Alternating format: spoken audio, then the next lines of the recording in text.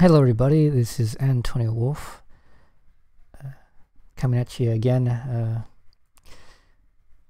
deciding to read Hegel's philosophy of history. We're going to skip the introductions, though the introduction is quite good. It's mostly about the very concept of history itself. For whatever it is that you may think history is, if you've never read this work and if you've never thought about history before, or even if you have thought about history and you are someone interested in history, you probably have not thought about it this way before. To cut it short, history for Hegel is not just the stochastic contingent record of events, one thing after another. That's worthless, Hegel says. Who cares? And I agree. I don't care, and neither do you. Two, he denies and he makes good arguments for why history is not something to be learned from morally. History has no moral lessons whatsoever. People before us were not morally better than us, so they have nothing to teach us. In fact, if we could, we have everything to teach them.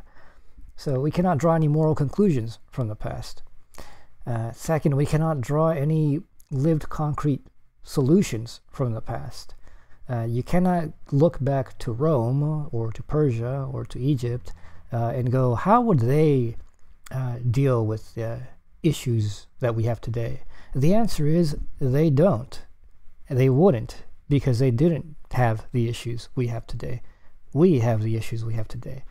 And if you brought an Egyptian back from the past, or a Persian or a Roman, they could not even comprehend the issues that we have today. So history is not somewhere that you're going to go and look through to find answers to the present.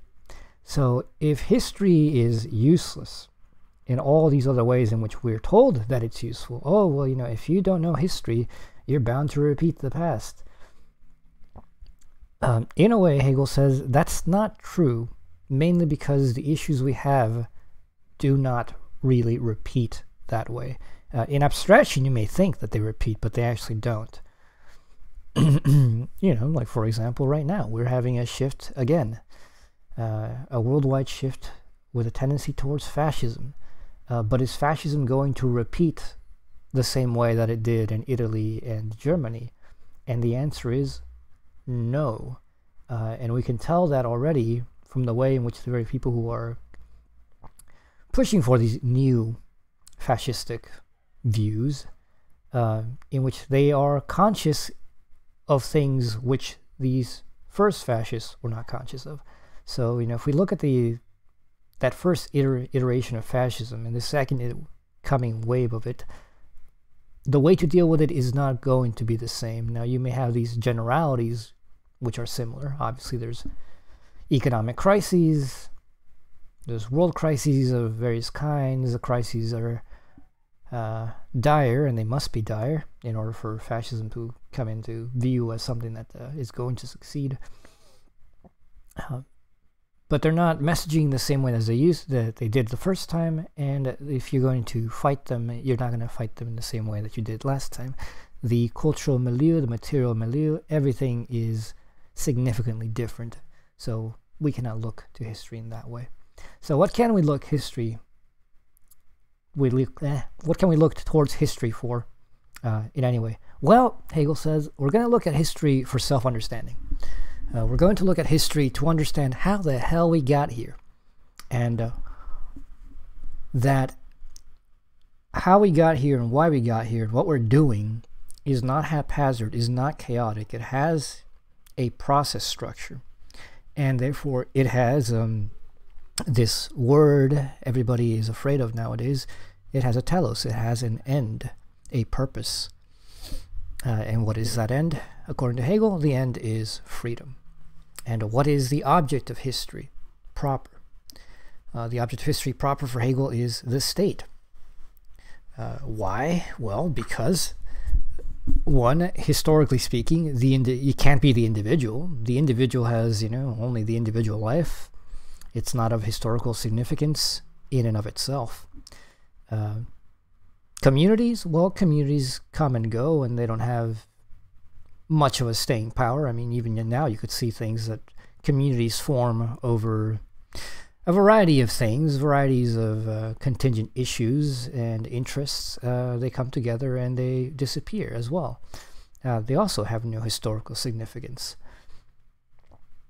The state would be, for Hegel, is not just only talking about the government, but actually talking about just society at large in all its concreteness. It's the total self-understanding explicitly of a people. And a people here is not necessarily an ethnicity, not a race, but, in the sense that we speak of a spirit of people. Everybody around the world knows when they meet an American, they're that distinctive. They have the certain mannerisms, they have the certain ways in which they think, they have the certain ways in which they relate to the rest of the world. Americans think a certain way. You meet somebody from Brazil, they think a certain way. They have these customs a certain way. You can kind of tell. You can tell someone from China. You can tell someone from Japan. They have that spirit. So societies as a whole embody totalities in which modes of freedom are instantiated. The institutions of a society, its religion, its science, its basic legal ethical norms, its expectations of gender, all of these things constitute the entirety of society, its governmental practices, what it is that they conceive an individual to be, what are the rights of individuality, or not, as we shall see with this beginning stuff. And of course, then the major question for everybody, I think, should be at least, how does Hegel justify this concept? Why does he get to define history this way, and you who don't get to say you can define history this way? Well, because Hegel's systematic. The point at which the philosophy of history arises is very, very late in his encyclopedic system, and Hegel has developed things in certain ways in which the structures that he wants to talk about with history come together as this thing that we normally recognize as history, particularly world history. So there is a justification for why he defines history the way he does. It's not arbitrary. It's not just like, oh, well, history seems this way. No, it arises at a very specific point. But anyways, there's not much else to say about that.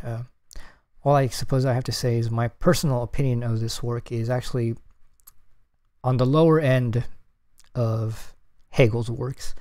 I consider this honestly one of the worst works by Hegel. And the reason why is simply because this is overblown in importance. People recommend this way too much as an entry point when it is horrible as an entry point. And the reason it's horrible as an entry point is because Hegel makes almost no explanations as to how and why movements happen in this work. We're going to get a lot of fairly dense jargon, a lot of Hegelese, but not a lot of explanation. If you compare this text to, say, the Phenomenology of Spirit or Science of Logic, the difference is night and day, in that there is a lot of explicit logical movement and explanation in the Phenomenology of Spirit and the Science of Logic, and there is almost none in this work. I do not recommend this work as an entry point. It is, from all the texts that I've read from Hegel, this is the worst as far as speculative value goes. A lot of people complain it's racist. I think certainly it's got its tinge of racism, but it's not an essentially racist work. Although if one wants to go ahead and call Hegel racist, his racism has nothing to do with biological racism. I would say that if it makes any sense, one would call it cultural racism. And he's the first to take them seriously, other cultures, in contemporary philosophy. Yes. For his time. Yeah, that's actually, well, even now, I mean, compared even to... now, yeah. Yeah. That's a good point. There's a book that's written, what is it, Hegel's India, I forget who wrote it, complaining about how Hegel, doesn't take the Indians seriously, and how he just was obsessed with the Bhagavad Gita, and they try to imply that somehow Hegel was like afraid that this provided a genuine alternative to his philosophy. Yeah, that's none of it's true. But Hegel did read the Indians. Hegel did read the Chinese in so much as he had access to Chinese philosophy. Hegel read the non-whites, and he read them very closely. He had harsh judgments about them, mainly because, and honestly, a lot of it ain't very good. You try to read it. You probably haven't you? I know, because most people who talk about it don't fucking read it. Most people complain about racism don't read other people who aren't white. Yeah, that's very common. Uh, And when they do, like, and if they're white, they have this condescending judgment over the text, right? Which is not taking it enough seriously, right? There is always this tendency to, oh, yes, this is non-Western, let's respect the shit out of it. But man, that's not the way you respect a text. You respect the text by reading it and trying to assess its value in terms of reasoning and maybe poetic or even literary richness. I don't know. Yeah, so I don't remember if in this Oriental section he talks about the Africa thesis. As you know, no. This whole thing begins. The first two chapters are China and India, and so then people obviously have the question, where's Africa? Hello, it's a gigantic continent. Where's Africa in world history? And Hegel's answer is, Africa isn't. And now, that sounds horrible, but this is a work on world history. This isn't a work on just history in abstract.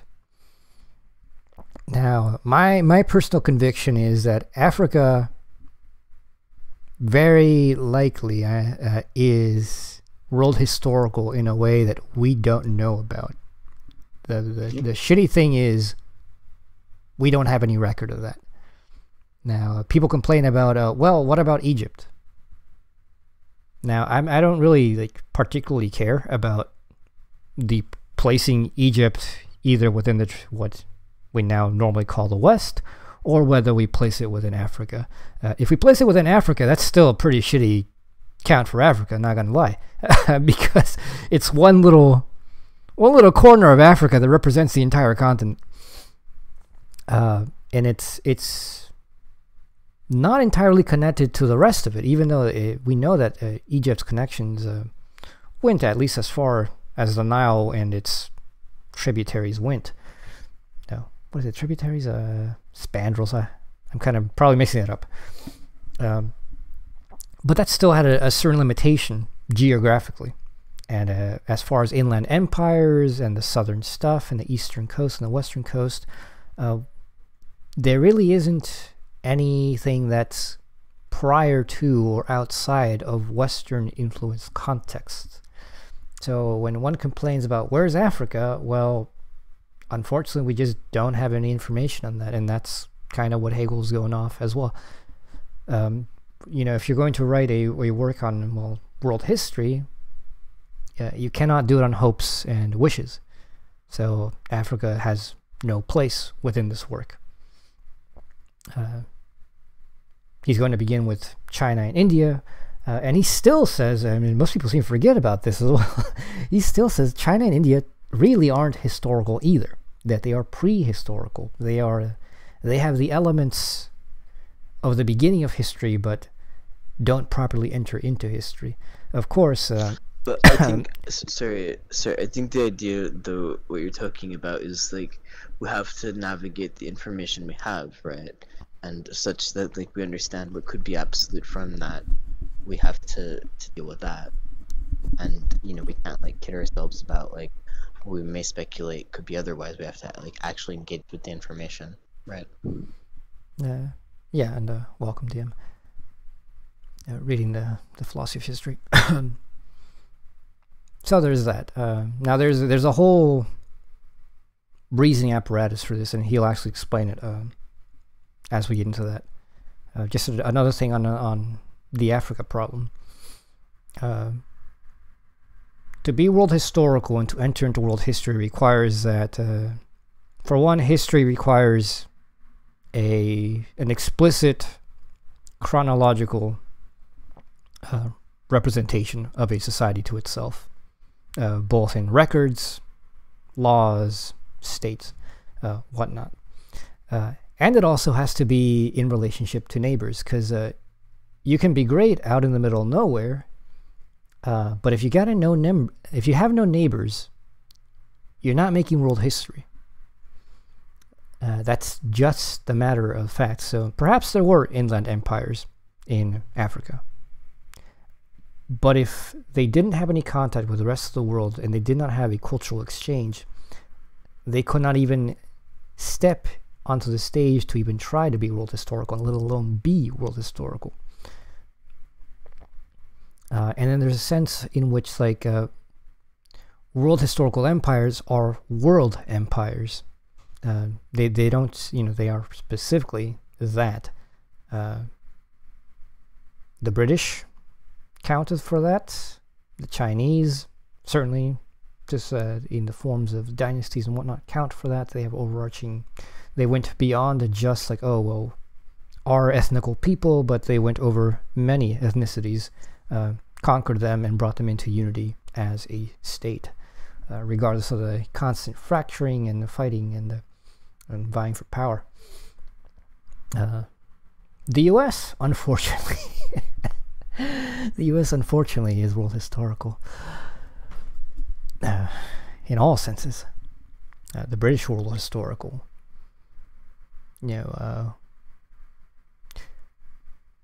Germany certainly was world historical for a flashing, dazzling moment. But Germany's been world historical in a way that I think is even more important than just material power. The Germans literally built modernity. It's just fucking. It's amazing how much of modernity, like everything, from science to psychology, all the sciences, to philosophy, German made. Anyways, that's a lot of rambling. There was one interesting thing here is that Germany begins to be an actor in world history actually pretty late in history, right? So yep, at the very end. Something to be remembered here. Oh yes. And I would like to make another commentary on what you're saying. Like, there's important difference between what pure reason can ascertain, right, about things, and usually, like, pure reason is normative, right? It's not a faculty for descriptions. And the general idea is that Hegel's account is arbitrary, as any empirical account is, in the end, arbitrary, right? So there may be, in a certain sense, a new history that would find institutions of freedom being born, or even an alternative modernity, say. That's not out of possibility, right? But yeah, yep. it's true, right? So Yeah, I yeah. think when we read Hegel's account on history, we must discern like the speculative Hegel, which is very weak in this text, as Antonio has mentioned, and the Hegel the historicist, right? The man who is going to the archives and reading texts, then looking for texts, then trying to select important texts of history, because I think that's an important distinction to be made. Yes, it is. This is, out of all of Hegel's texts, this is one of the most revisable of them all, because I myself thought about this quite a bit, in which you don't have to structure it the way that he does. I can understand, for example, the world historical aspect of it, but if you wanted to be more inclusive, not because you have to be, but because, maybe you feel like it, there is no reason at all why you cannot take the basic logical form and show its instantiation in different states at once, whether they were concurrent in history or not. For example, the structure of China. He uses China specifically because he thinks China is the most significant of the states that portray this structure. But you don't just have to talk about China. You could, if you wanted to, just talk about any other state that has this structure, just as a matter of fact. Somewhere here you could talk about Mesopotamia early on. Why not? I think Mesopotamia clearly had a state. In Hegel's time, this was not yet known. I think it only was around the 1860s or 70s that the tablets that are so famous nowadays began to be deciphered and discovered. And then now we know we have a significant amount of just vast historical records. I mean, most of the tablets are just like, so-and-so, bought this much of grain, from so-and-so. Just legal records. King so-and-so did this on this day, year, battles, etc. That counts as history. And so, they had laws, they had the structures of enough of a state to definitely talk about Mesopotamia as a state, and the developments therein.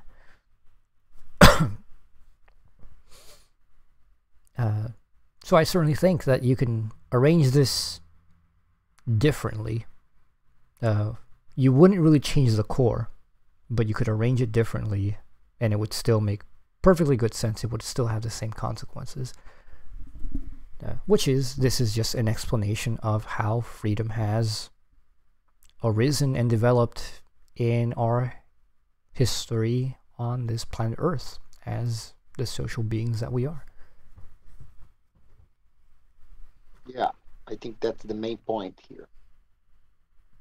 So, like, in my opinion, I never take Hegel too seriously when he goes around talking about empirical stuff, Like, even in his lectures on religion, like, I'm usually much more focused on how he's using a specific religion to exemplify a certain conception of God and a certain conception of human beings that is derivable from this conception of God.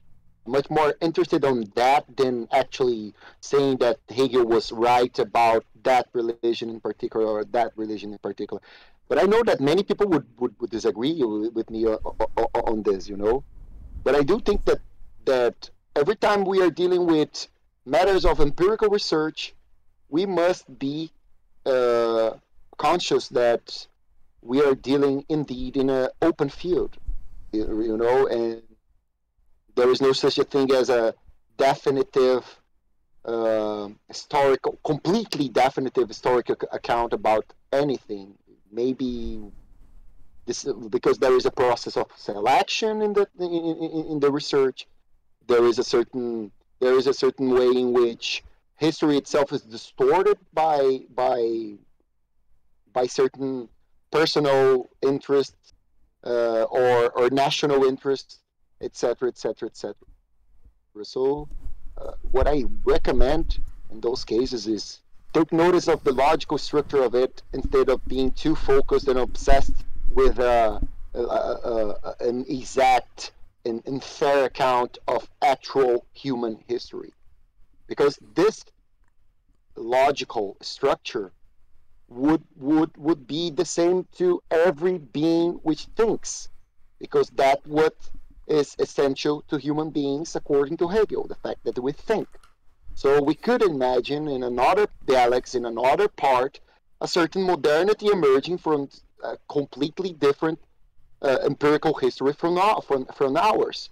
But we could, according to Hegel, I think, discern in that the same institutions that, the same basic institutions that arrive in the planet Earth, such as the notion that there is a law, and this law is not particularly attached to your to certain natural determinacies, such as family belonging and ancestry, etc., etc., etc. So I would always read any Hegel's account of empirical stuff with a lot of grains of salt. I mean, yeah, with a grain of salt. Yeah, sprinkle some pepper in there. Some Lao. What's the name of it, Josh? Laugenma. Laugenma. Yeah. Chinese chili paste.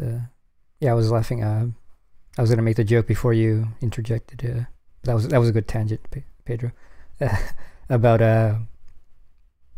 if Hegel thought that China was outside of world history, well, it just stepped in, motherfucker. Yeah. Actually, like, yeah. this entire, like, account, like, we gave, well, especially, like, the stuff you were saying in the beginning, AW, honestly, like, you could just transcribe that and make that an article. Yeah. What? I think you should do that. Who? Yeah, just talking about the various problems with this text, but also its virtues. But anyways, let's get going. Part 1: the Oriental world.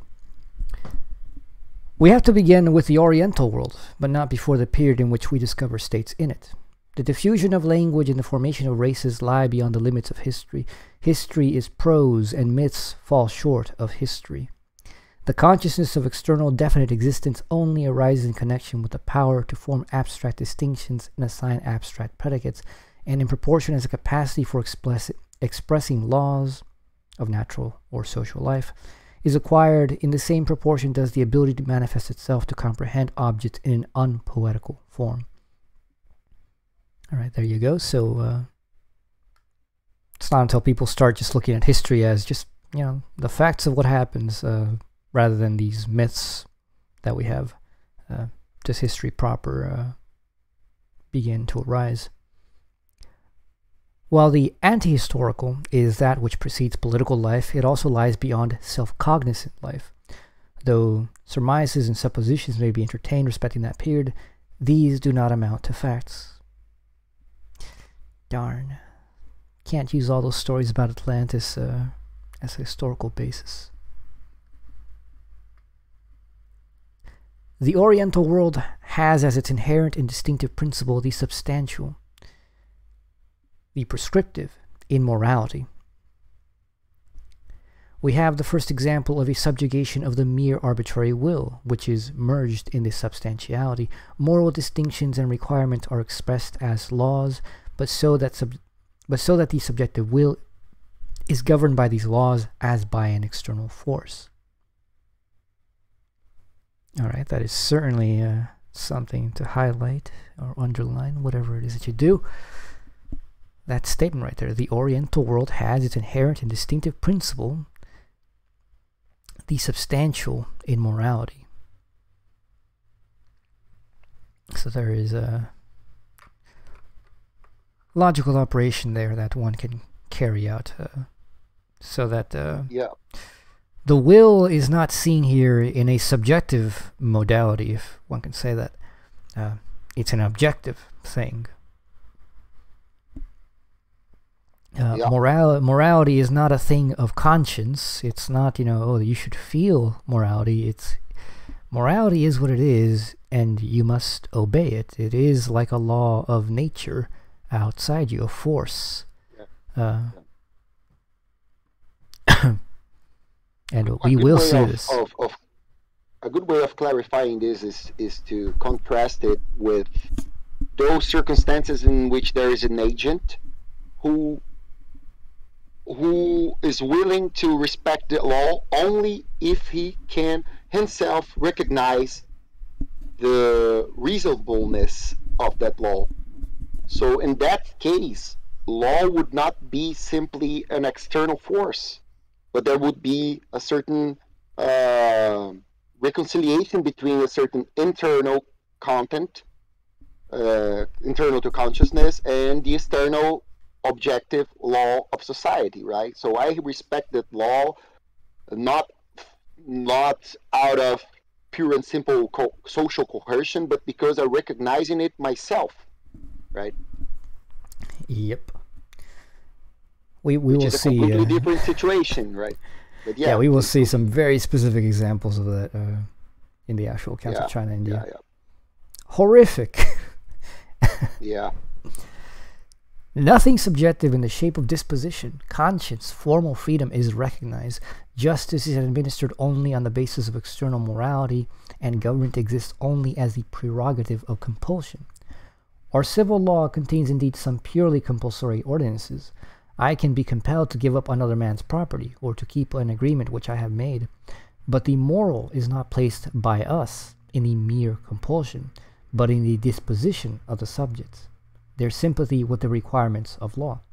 Morality is in the East likewise a subject of positive legislation, and although the moral prescriptions, the substance of their ethics, may be perfect, what should be internal subjective sentiment is made a matter of external arrangement.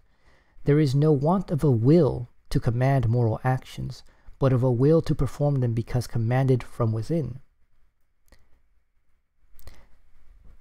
Since the spirit has not yet attained subjectivity, it wears the appearance of spirituality still involved in the conditions of nature. Since the external and the internal, law and moral sense, are not yet distinguished, still form an undivided unity, so also do religion and the state. The constitution generally is a theocracy, and the kingdom of God is to the same extent also a secular kingdom, as the secular kingdom is also divine. What we call God has not yet in the East been realized in consciousness, for our idea of God involves an elevation of the soul to the supersensual, while we obey, because what we are required to do is confirmed by an internal sanction. There the law is regarded as inherently and absolutely valid without a sense of the want of this subjective confirmation. In the law, men recognize not their own will, but one entirely foreign. Yeah, that's what I was talking about before. I think it's interesting to remember here that Hegel begins his written intellectual pursuits by trying to figure out the problem of positivity in Christian religion, which he believed was a moral religion in the sense that it was not appealing to external meaningless conduct or demands that should be fulfilled, but it had to do with a certain inner moral sense, right? So it's interesting how this is still very present in his thought. Problem of normativity understood as something external, which you do not have a right to be able to at least be able to understand, right? Or law or normativity is understood as something which can be for which it can be provided reasons, right? And a certain idea of positivity understood. It's like when your mother comments, you ask your mother, "Why should I do that?" when you were a child, and your mother, because I said so, and that's it. Yep. Just another addition to that. You know, Hegel particularly mentions God here. Someone else who definitely knows Hegel better than I do, for sure. At least he's read far more text, but I tend to find his thoughts very interesting. Mentioned that this text and also the philosophy of right are heavily tied to the structures of the philosophy of religion, and that this is not coincidence. This is very consequential just to the nature of what states and religions are.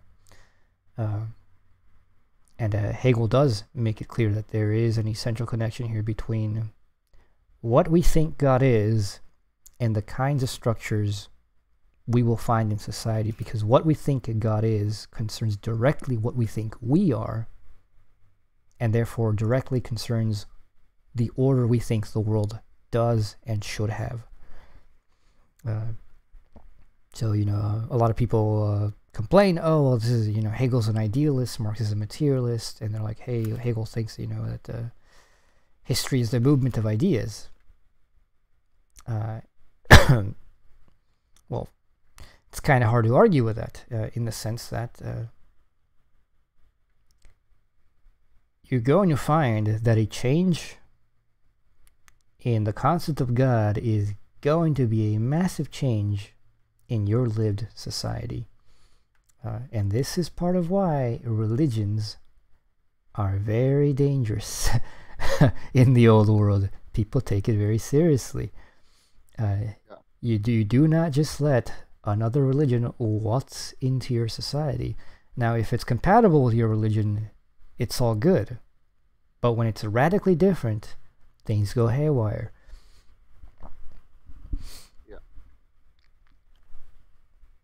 I would say that a change in the I think like what materialists are trying to say when they accuse Hegel of idealism usually is this very simplistic idea that idealists do not take material natural conditions into account. That is not that is not what is going on here, right? I remember very clearly a paragraph in the lectures on the philosophy of religion, in which Hegel says that understanding, the faculty of understanding, is always trying to survey history and try to find like those kinds of causal relationships. So after all, it's religion which is the drive, the motor. How do Karl Marx call it? Is the motor of history. And then another person who, no, it's the invention of gossips, which were very important to development of this or that civilization. And I don't think that's Hegel's point. Hegel's point is that when thought, when people starts to get self-aware of thinking it, and they start to think things through, stuff start happening in art, in religion, and in the state at the same time. Let's say, and science. I would, you know. So it's not a matter of then God, and the conception of God changed, and then state follow it. That's not the case. If your conception of God's changing, probably like there's something going on in your state too at the same time. You know. Yeah, many things. And in your music and in your. So trying to find these kinds of causal priorities is kind of useless in a philosophical perspective of history. It may be interesting, but... actually that's an interesting point. There is no priority here. It's not that, first you change religion and then, 1, 2, 3 follow. The idea for Hegel is these lived historical processes, which are also logically understood, in which that they are ongoing, and they are ongoing whether you understand them or not, such that changes in technology, change. I mean, actually, this is a perfect example, right? We were talking about this earlier. If you live in an agricultural society with a lot of animal husbandry, what is your view of the world? It's going to be a type of animism or vitalism, just because that's the way in which you are technically, techniques and all these forms, dealing with the world. When you invent the steam engine and these kinds of machines, your worldview becomes mechanical. When you invent computers, your worldview starts to become digital, informational. And this also then translates into views of God. Whether you call it God or not makes no difference. It changes your view about what the world is and what the absolute is. And so it's not that only religion has this prioritizing standpoint, in which we change religion first and everything else must follow. It's rather either one of these things could change and rearrange and reorient the entire system of relationships, if it is a significant enough logical distinction. Yeah. For instance, the thing about technology, right? And about electronics, about the digital world. It wouldn't be able if it were not for a kind of for the development.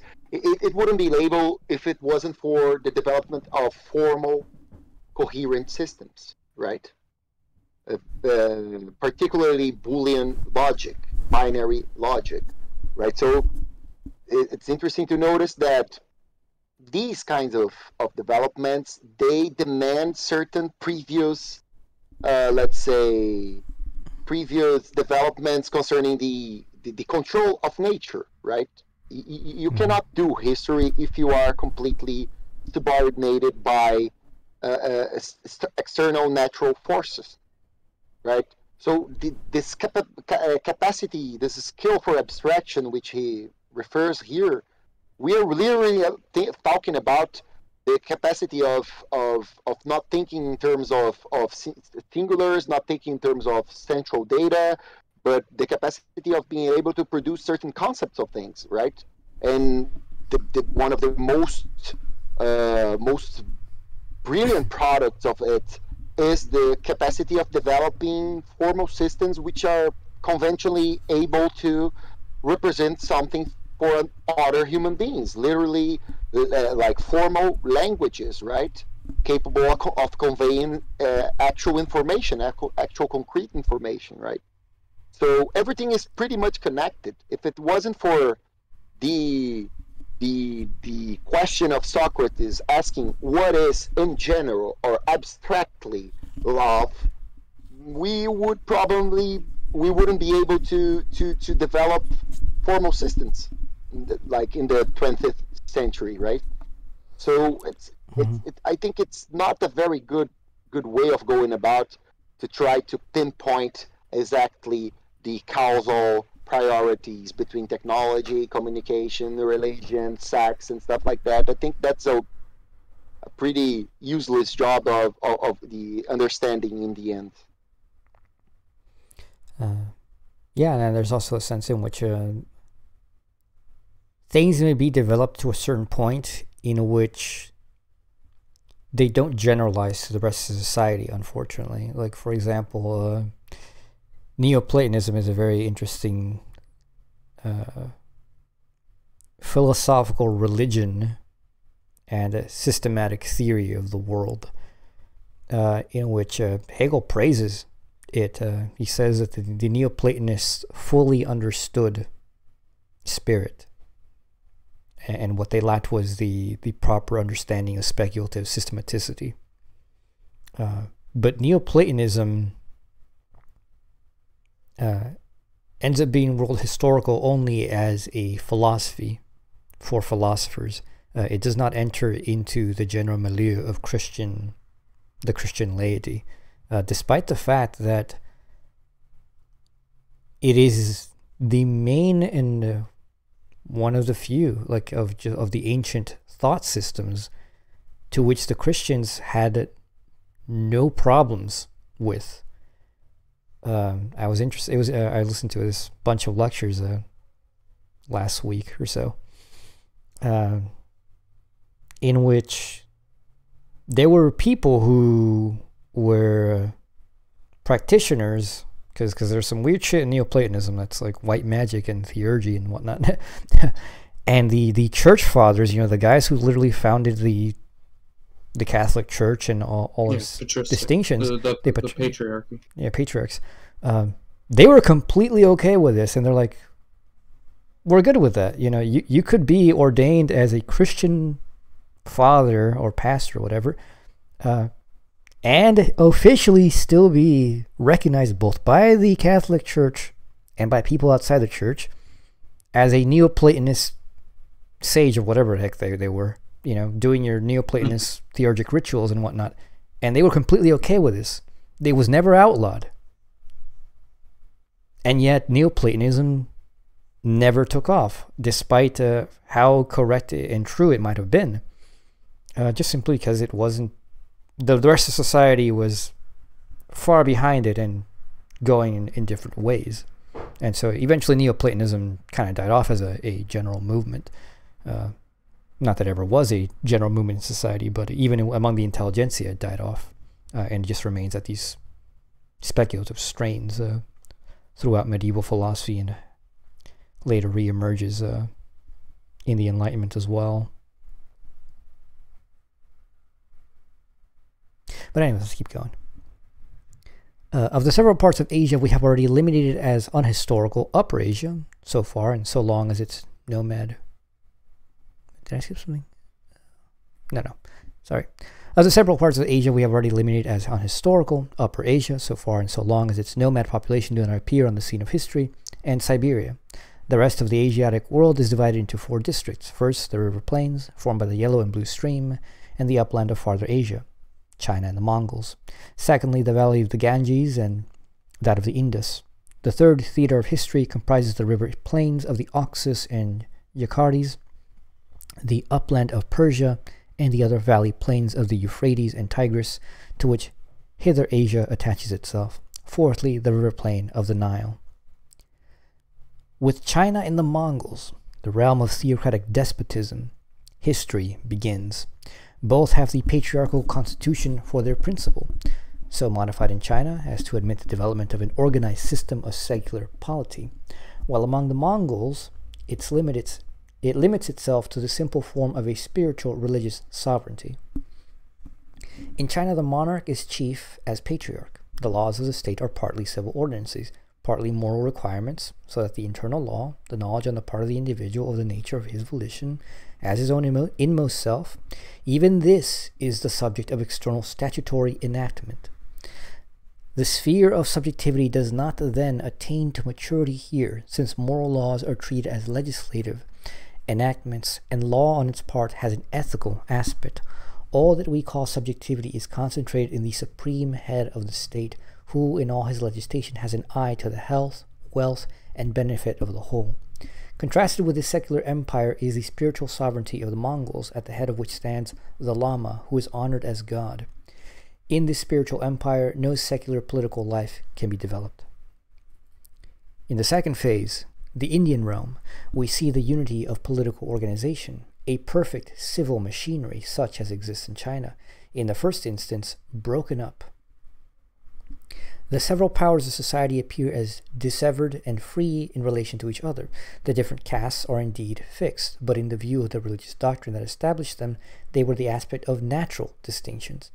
Individuals are thereby still further stripped of proper personality, although it might appear as if they derived gain from the development of the distinctions in question.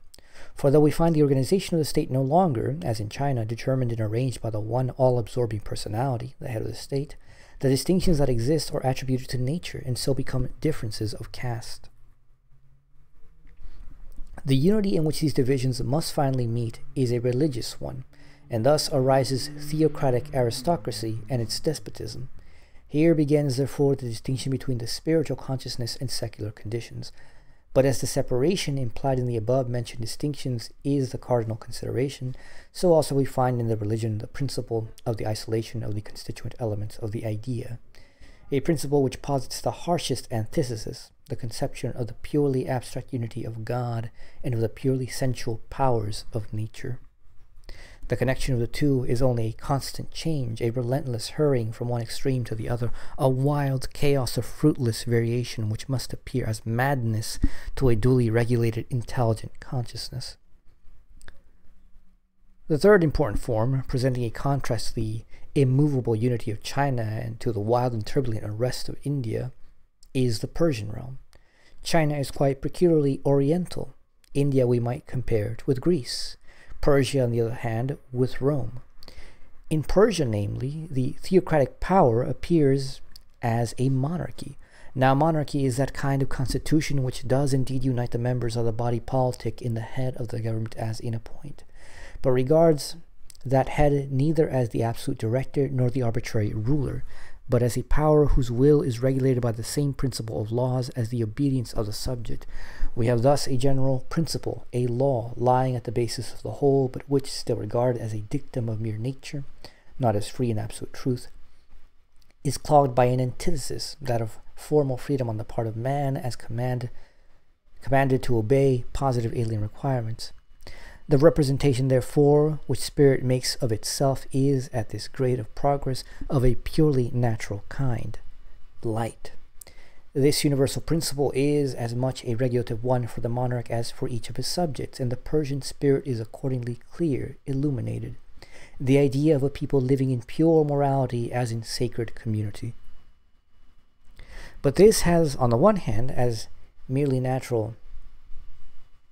But this has, on the one hand, as a merely natural ecclesia, the above antithesis still unreconciled, and its sanctity displays the characteristics of a compulsory external one. On the other hand, this antithesis is exhibited in Persia in its being the empire of hostile peoples and the union of the most widely differing nations. The Persian unity is not that abstract one of the Chinese empire. It is adapted to rule over many and various nationalities, which it unites under the mild power of universality as a beneficial sun shining over all, waking them into life and cherishing their growth. This universal principle, occupying the position of a root only, allows the several members of a free growth for unrestrained expansion and ramification. In the organization of these several peoples, the various principles and forms of life have full play and continue to exist together. We find in this multitude of nations roving nomads. Then we see in Babylonia and Syria commerce and industrial pursuits in full vigor, the wildest sensuality, the most uncontrolled turbulence. The coasts mediate a connection with foreign lands. In the midst of this confusion, the spiritual god of the Jews arrests our attention. Like Brahm, existing only for thought, yet jealous and excluding from his being, and abolishing all distinct speciality of manifestations, avatars, such as are freely allowed in other religions. This Persian Empire, then, since it can tolerate these several principles, exhibits the antithesis in a lively active form, and is not shut up within itself, abstract and calm as are China and India, makes a real transition in the history of the world. By the way, the guys in infrared claiming that the Indus Valley is the original socialism. Guess they don't know about Persia. Yeah. Because Cyrus the Great. Persia was like pretty communistic as far as an ancient state could be. And then later with Mazdak, younger.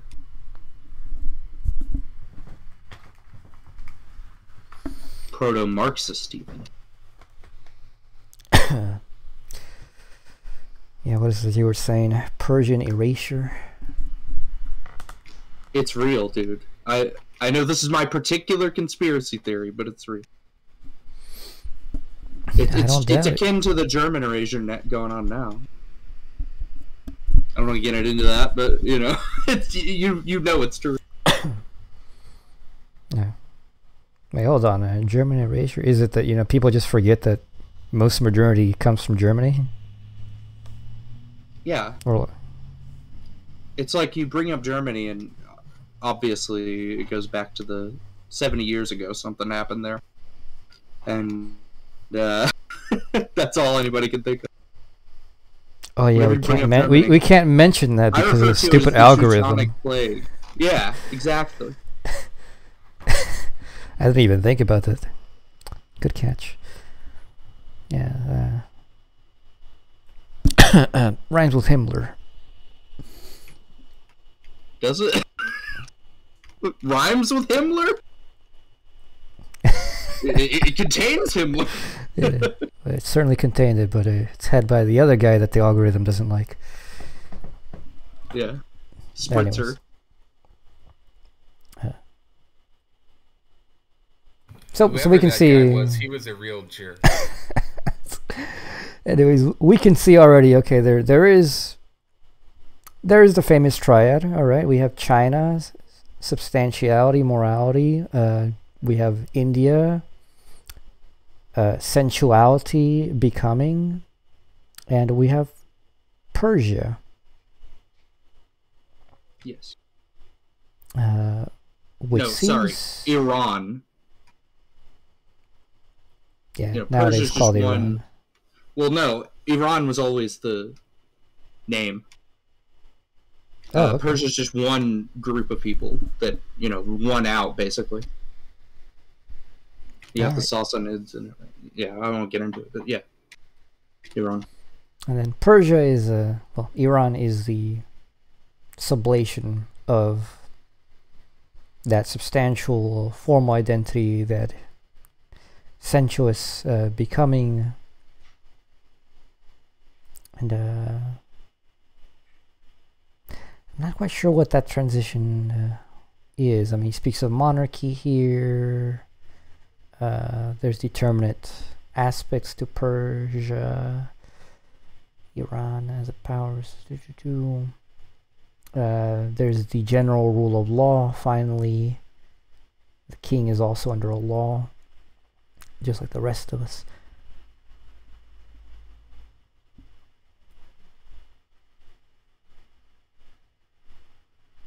But it is still formal and external. It's still positive.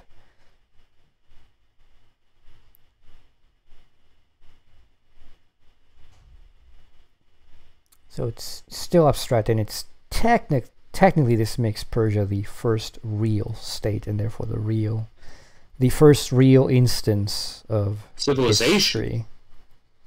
Yeah, civilization, world history. Whereas China and India are pre-histories. They're elements of history, but not yet in the form of history. If Persia forms the external transition to Greek life, the internal mental transition is mediated by Egypt. Here, the antitheses in their abstract form are broken through, a breaking through which effects their nullification. This undeveloped reconciliation exhibits the struggle of the most contradictory principles which are not yet capable of harmonizing themselves, but setting up the birth of this harmony as the problem to be solved, make themselves a riddle for themselves and for others, the solution of which is only to be found in the Greek world. If we compare these kingdoms in the light of their various fates, we find the empire of the two Chinese rivers the only durable kingdom in the world. Conquest cannot affect such an empire. I don't know what the fuck he's talking about. The world of the Ganges and the Indus has also been preserved. A state of things so destitute of distinct thought is likewise imperishable, but it is in its very nature destined to be mixed with other races, to be conquered and subjugated. I don't know, they don't look pretty mixed to me. They look pretty Indian still. Shit, I mean, they don't even mix within themselves, there's southern India and northern India. The white Indians and the black Indians. There's the Chinese Indians, too. Yeah, that was a poon job. Yeah, what's the name of that? There's a specific country that borders India that split off and had its own... No. Bangladesh? No. The one that had a communist revolution, like literally last decade. Kerala? Sri Lanka. No, it's not Sri Lanka. Can't remember the name of it. Oh, you mean the one with the Maoist guerrillas? Yes. I forget the name though. I don't know what part of India. It's Kerala? No. No, it wasn't in Kerala. Not Bengal. No, it's not Bengal. It's a tiny little country, like comparatively. The Naxalites, they were. Yeah, no, they're not Asian. It's not them. Well, they're not Chinese looking. They're Indian looking. Wait, are you talking about they split off from China or India? No, they split off from India. And then there was a communist revolution. The Danda Karanya Chhattisgarh Odisha region, they're saying.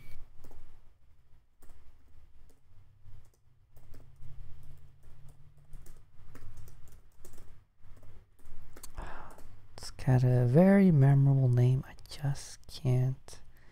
It's not the Naxalites, it's not the Keralists. Well, the Naxalites are the Maoist rebels, so I don't know what you're talking about. Not Nepal, not Bhutan. It's Nepal, yes. Oh, it's Nepal? They didn't break off from India, but they had like a communist revolution, and they have a communist party like in charge of the country now.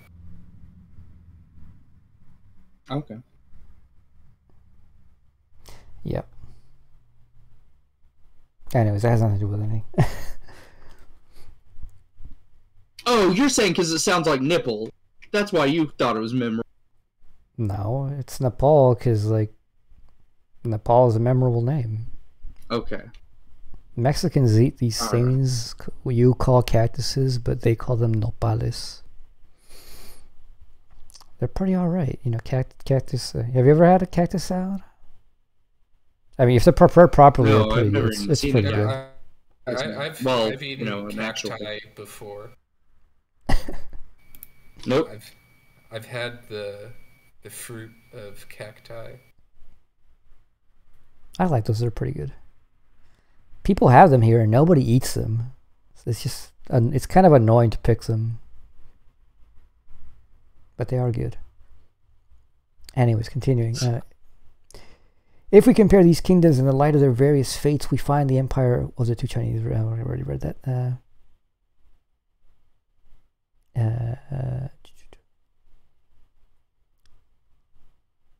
While these two realms have remained to the present day, of the empires of the Tigris and Euphrates, on the contrary, nothing remains except at most a heap of bricks. For the Persian kingdom, as that of transition, is by nature perishable, and the kingdoms of the Caspian Sea are given up to ancient struggle of Iran and Turan. The empire of the solitary Nile is only present beneath the ground, in its speechless dead, ever and anon stolen away to all quarters of the globe, and in their majestic habitations. For what remains above ground is nothing else but such splendid tombs. Oh, they are not tombs. They're anything but tombs.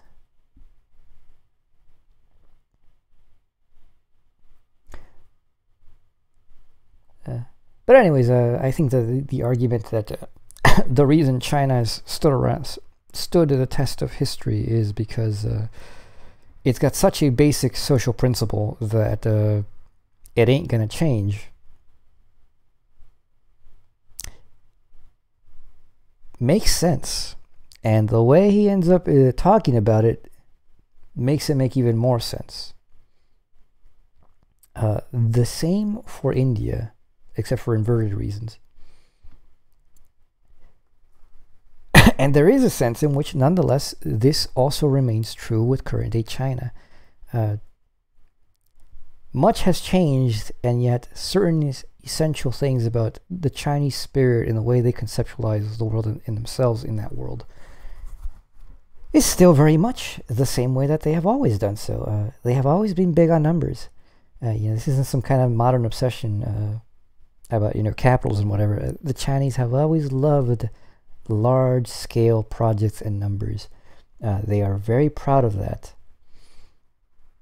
They like to think long-term. It's that's part of why a state would last so long, because they think long-term rather than short-term.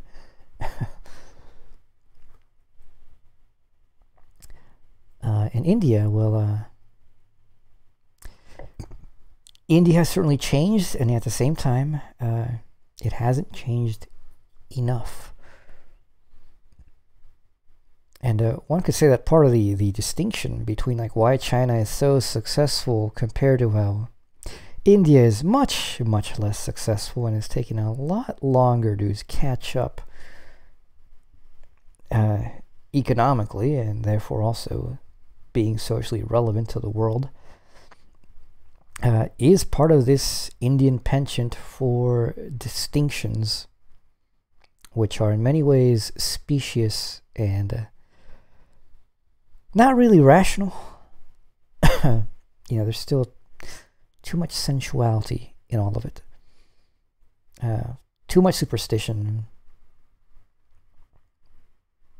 And too much infighting within the state of India, so that the things that really need to get done aren't being done. And this is strange because you'd think that this wouldn't be the case on an immediate face of it, because India, as much as China, have an immense intellectual tradition.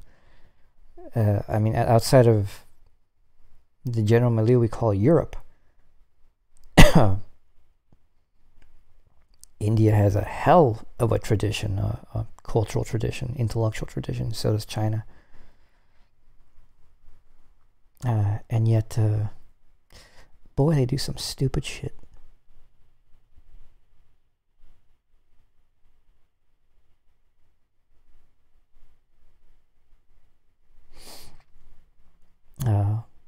Although, I mean, like this thing, like for the thing he said about Persia, that Persia is a transitory state by its own logic, and so it wouldn't last long and nothing would be left.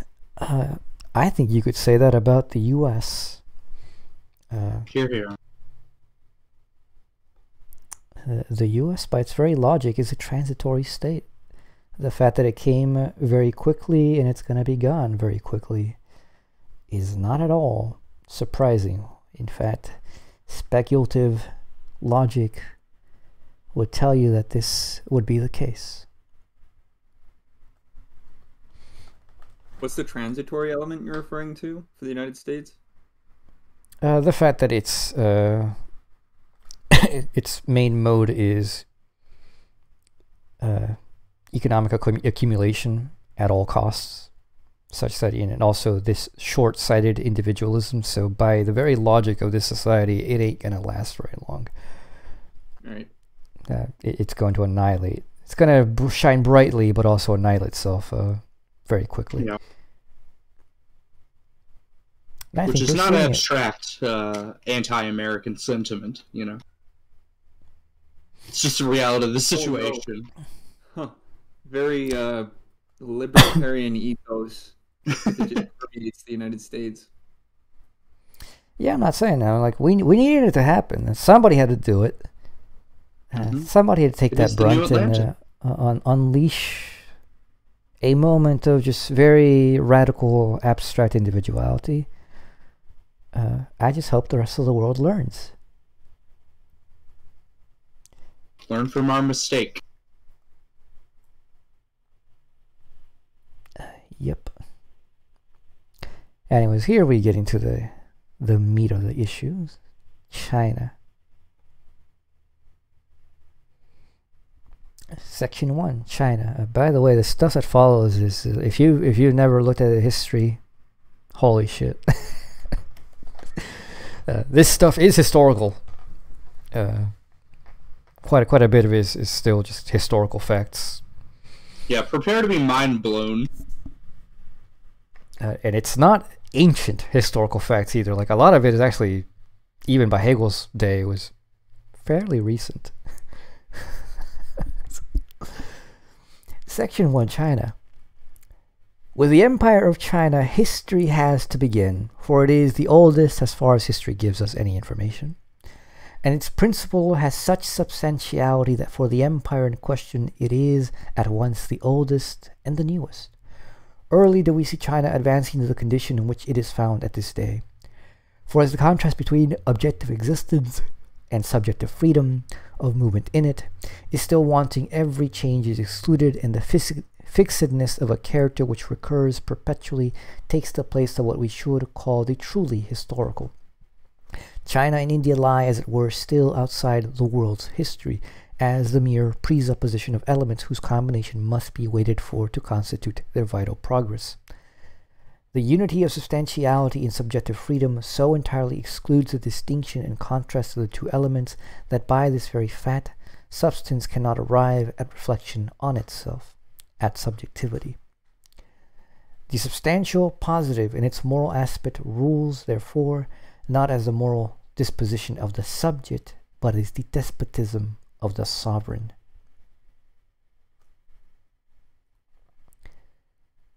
No people has so strictly continuous series of writers of history as the Chinese. Other Asiatic peoples also have ancient traditions, but not history. The Vedas of the Indians are not such. The traditions of the Arabs are very old, but not attached to a political constitution and its development. But such a constitution exists in China, and that in a distinct and prominent form. The Chinese traditions ascend to 3,000 years before Christ, and the Shu King, the canonical document beginning with the government of Yao, places this 2,357 years before Christ. It may here be incidentally remarked that the other Asiatic kingdoms also reach a high antiquity. According to the calculation of an English writer, the Egyptian history reaches to 2,207 years before Christ, the Assyrian to 2,221, the Indian to 2,204. Thus, the traditions respecting the principal kingdoms of the East reach to about 2,300 years before the birth of Christ. Comparing this with the history of the Old Testament, a space of 2,400 years, according to the common acceptation, intervened between the Noachian deluge and the Christian era. But Johannes von Müller has adduced weighty objections to this number. He places the deluge in the year 3,473 before Christ, thus about 1,000 years earlier, supporting his view by the Septuagint. I remark on this only with the view of obviating a difficulty that may appear to arise when we meet with dates of a higher age than 2,400 years before Christ, and yet find nothing about the flood. Now, they didn't have the Mesopotamian tablets before then.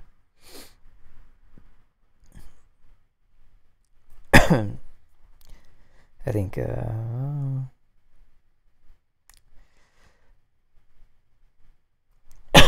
they also didn't have the information we have now about the erosion of the Sphinx, which water erosion. We still don't have that. I mean, in contemporary textbooks. Yeah, people still don't know about that, but hadn't rained in the Giza Plateau for quite a long time, about 10,000 years ago. Long time. Actually, no, it's 12,000 years, because it'd be 10,000 BC, around there. Yes. And that water erosion could not possibly come from anything else. And what do you know? Atlantis supposedly sank also about 10,000 BC, according to Plato's text and some others.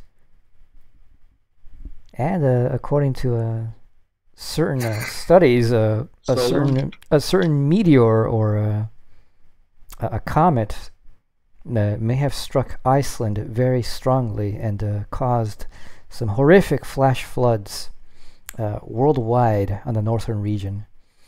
Shut him up! Such that, a great flood would have been the case in a lot of places. Just saying. The Chinese have certain ancient canonical documents from which their history, constitution, and religion can be gathered. The Vedas and the Mosaic records are similar books, and also the Homeric poems. Among the Chinese, these books are called kings and constitute the foundation of all their studies. The Shu King contains their history, treats of the government of the ancient kings, and gives the statutes enacted by this or that monarch. The I King consists of figures, which have been regarded as the bases for the Chinese written character, and this book is also considered the groundwork of the Chinese meditation. For it begins with the abstractions of unity and duality, and then treats of the concrete existences pertaining to these abstract forms of thought. Lastly, the Shiking is the book of the oldest poems in great variety of styles. The high officers of the kingdom were anciently commissioned to bring with them to the annual festival all the poems composed in the province within the year. The emperor in full court was the judge of these poems, and those recognized as good received public approbation. Besides these 3 books of archives, which are specially honored and studied, there are besides 2 others less important, viz. the Liki, or Liking, which records the customs and ceremonial observances pertaining to the imperial dignity, and that of the state functionaries, with an appendix, Yoking, treating of music. That must be the missing classic of music. And the Shun Sin, the chronicle of the kingdom Lu, where Confucius appeared. These books are the groundwork of the history, the manners, and the laws of China. This empire early attracted the attention of Europeans, although only vague stories about it had reached them. It was always marveled at as a country which, self-originated, appeared to have no connection with the outer world. In the 13th century, a Venetian, Marco Polo, explored it for the first time, but his reports were deemed fabulous. In later times, everything that he had said respecting its extent and greatness was entirely confirmed. By the lowest calculation, China has 150 million of inhabitants. Another makes the number 200 million, and the highest raises it to even 300 million. From the far north, it stretches towards the south to India. On the east, it is bounded by the vast Pacific, and on the west, it extends towards Persia and the Caspian. China proper is overpopulated. On both rivers, the Huanghe and the Yangtze, dwell many millions of human beings living on rafts adapted to all the requirements of their mode of life. The population and the thoroughly organized state arrangements, descending even to the minutest details, have astonished Europeans, and a matter of special astonishment is the accuracy with which their historical works are executed. For in China the historians are some of the highest functionaries. 2 ministers constantly in attendance of the emperor are commissioned to keep a journal of everything the emperor does, commands, and says, and their notes are then worked up and made use of by historians. We cannot go further into the minutiae of their annals. They are certainly anal about that, which, as they themselves exhibit no development, would only hinder us in ours. The history ascends to very ancient times, in which Fohi is named as the diffuser of culture, he having been the original civilizer of China, and also a hermaphrodite, and also an amphibious, fish-tailed being.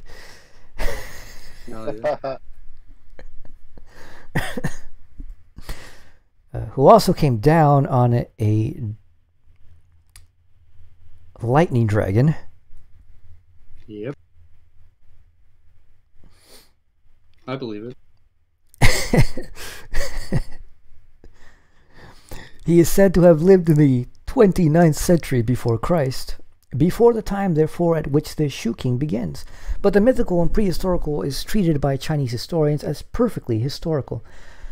The first region of Chinese history is the northwestern corner, China proper, towards that point where the Huanghe descends from the mountains, for only at a later period did the Chinese Empire extend itself towards the south to the Yangtze.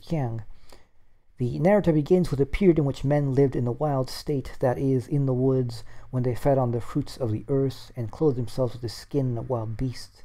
There was no recognition of definite laws among them.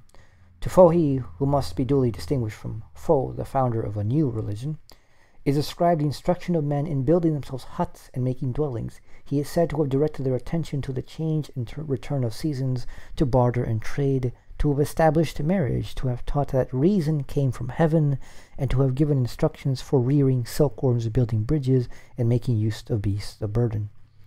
The Chinese historians are very diffuse on the subject of these various origins. The progress of the history is the extension of the culture thus originated to the south, and the beginning of a state and a government. The great empire, which had thus gradually been formed, was soon broken up into many provinces, which carried on long wars with each other and were then reunited into a whole. The dynasties in China have often been changed, and the one now dominant is generally marked as the 22nd. In connection with the rise and fall of these dynasties arose the different capital cities that are found in his empire. For a long time Nanking was the capital. Now it is Pekin. At an earlier period, other cities. China has been compelled to wage many wars with the Tartars, who penetrated far into the country. The long wall built by Shi Huangdi, and which has always been regarded as a most astounding achievement, was raised as a barrier against the inroads of the northern nomads. This prince divided the whole empire into 36 provinces and made himself especially remarkable by his attacks on the old literature, especially on the historical books and historical studies generally. He did this with the design of strengthening his own dynasty by destroying the remembrance of the earlier one. After the historical books had been collected and burned, many hundreds of the literati fled to the mountains in order to save what remained. Everyone that fell into the emperor's hands experienced the same fate as the books. This book burning is a very important circumstance, for in spite of it, the strictly canonical books were saved, as is generally the case. The first connection of China with the West occurred in 64 AD. At that epoch, a Chinese emperor dispatched ambassadors, as it is said, to visit the wise sages of the West. 20 years later, a Chinese general is reported to have penetrated as far as Judea. At the beginning of the 8th century after Christ, the first Christians are reputed to have gone to China, of which later visitors assert that they found traces and monuments. A Tartar kingdom, Liantong, existing in the north of China, is said to have been reduced and taken possession of by the Chinese with the help of the Western Tartars about 1100 AD. This, nevertheless, gave these very Tartars an opportunity of securing a footing in China. Similarly, they admitted the Manchus, with whom they engaged in war in the 16th and 17th centuries, which resulted in the present dynasties obtaining possession of the throne. Yet this new dynasty has not affected further change in the country, any more than did the earlier conquest of the Mongols in the year 1281. The Manchus that live in China have to conform to Chinese laws and study Chinese sciences. Well, they did have a lot of effects, and there's sentiment in current Han Chinese against the fact that many people seem to confuse the Manchus, or China as it looked under the Manchus, for being traditional Chinese, which it isn't. Which I didn't know until I started watching a bunch of Chinese cultural propaganda.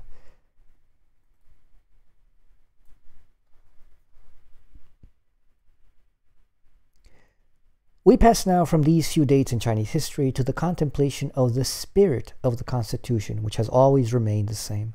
We can deduce it from the general principle, which is the immediate unity of the substantial spirit and the individual. But this is equivalent to the spirit of the family, which is here extended over the most populous of countries. The element of subjectivity, that is to say, the reflection upon itself of the individual will in antithesis to the substantial, or as the power in which it is absorbed, or the recognition of this power as one with its own essential being, in which it knows itself free, is not found in this grade of development. Okay, here's some logical stuff going on. So, to do general principle, the immediate unity of substantial spirit and the individual, which then, so that's the abstract universal form, and the concrete particular form of this is the family, and boy is the family a huge determination in Chinese society. See, Pedro and I have been reading a book on Chinese family and kinship. Very interesting, and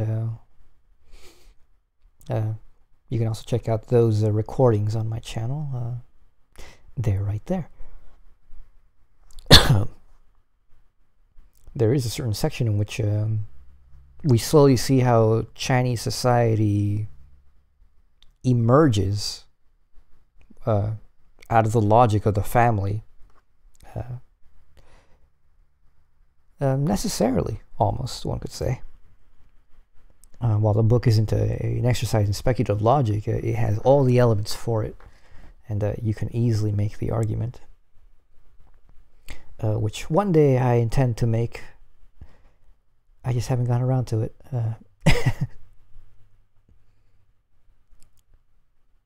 So let's see, the element of subjectivity, that is to say, the reflection upon itself of the individual will in antithesis to the substantial, as the power in which it is absorbed, or the recognition of this power as one with its own essential being in which it knows itself free, is not found on this grade of development. The universal will displays its activity immediately through that of the individual.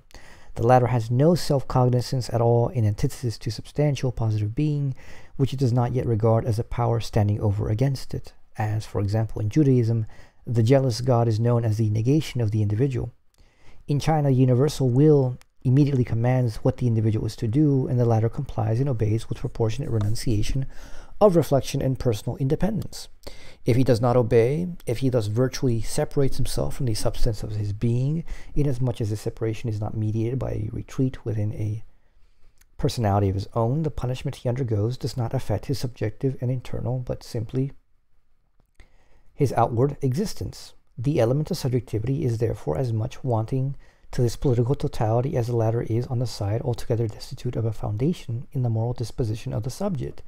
For the substance is simply an individual, the emperor, whose law constitutes all the disposition. Nevertheless, this ignoring of inclination does not imply caprice, which would itself indicate inclination, that is, subjectivity and mobility.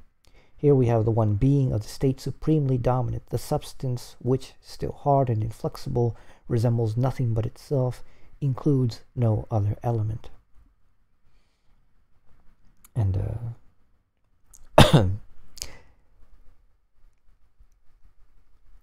this is something hard for us moderns to comprehend, that there was ever a time, and that it could possibly make any sense, that people could exist without a concept of conscience, conscientiousness.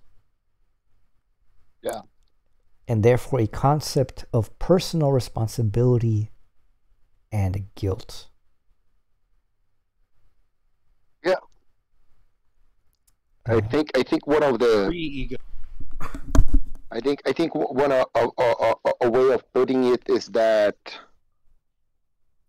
subjectivity is not equal to to human beings, right?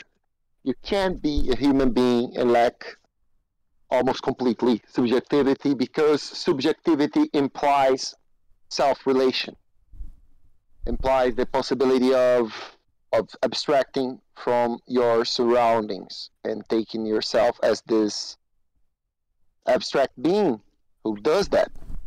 And this is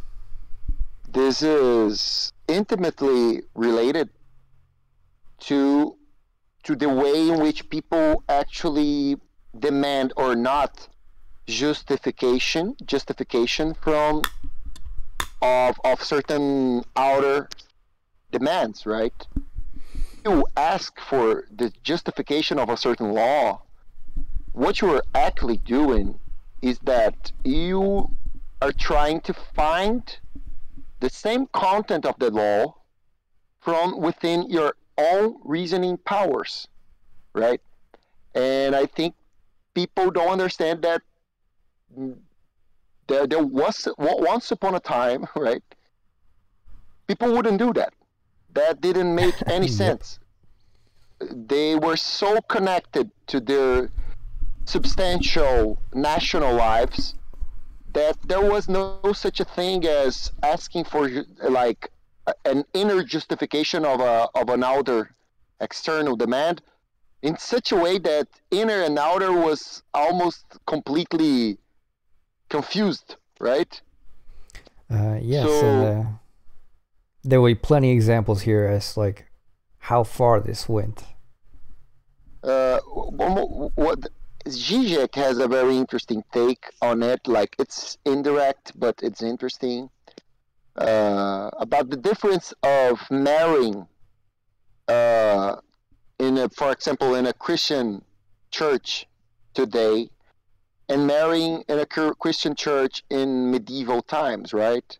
And he says that nowadays we are emptied from a supposedly direct or immediate commitment with our creeds and culture. So people will marry in the Christian church only to appease for their grandmother, who is Christian, for example, right? Mm-hmm. But once upon a time, there were people who went to marry because they believe that's the only fucking way of being recognized before the supreme being, you know, and society and stuff like that, right? So we need to keep that in mind. We need to keep that in mind. We need to keep in mind that your right to oppose your moral disposition against over and against a certain objective external demand is something very modern. It's something that we came up with, that emerged in history. It's not something which is simply there, like, all the time and everywhere. Yep, we shall see how true this is. This relation, then, expressed more definitely and more comfortably with its conception, is that of the family. So, right, we have the abstract conception. We're now moving into the specification of a particular form of this universe, this abstract universal. On this form of moral union alone rests the Chinese state. So actually, in the ideological form, right, we would have this, it's the immediate unity of the universal and individual. What do we call this? Either the universal individuality. Yeah, that would be it. The universal individuality. So we're starting from that. That's the just general metaphysical logical, pure logical form. The concrete form where this is really playing out is going to be this, the family. So the family is the concrete immediate form. You know, this is beginning to follow the Hegelian standard procedure of take the immediacy in as much as you can make it immediate and start developing from there. Yeah. On this form of moral union alone rests the Chinese state, and it is objective family piety that characterizes it. The Chinese regard themselves as belonging to their family and at the same time as children of the state. In the family itself, they are not personalities, for the consolidated unity in which they exist as members of it is a consanguinity and natural obligation. In the state, they have as little independent personality, for there the patriarchal relation is predominant, and the government is based on the paternal management of the emperor, who keeps all departments of the state in order. 5 duties are stated in the Shu King as involving grave and unchangeable fundamental relations. 1. The mutual one of the emperor and the people. 2. Of fathers and children. 3. Of an elder and younger brother. 4. Of husband and wife. 5. Of friend and friend. Yeah. It may be here incidentally remarked that the number 5 is regarded as fundamental among the Chinese, and presents itself as often as the number 3 among us. They have 5 elements of nature: air, water, earth, metal, and wood. They recognize 4 quarters of heaven and a center. Holy places where altars are erected consist of 4 elevations and 1 in the center. The duties of the family are absolutely binding and established and regulated by law. The son may not accost the father when he comes into the room. He must seem to contract himself to nothing at the side of the door, and may not leave the room without his father's permission. When the father dies, the son must mourn for 3 years, abstaining from meat and wine. Not that this was any trouble for the regular Chinese person. They couldn't afford meat or wine. Most of them were very poor, yeah. Oh yeah,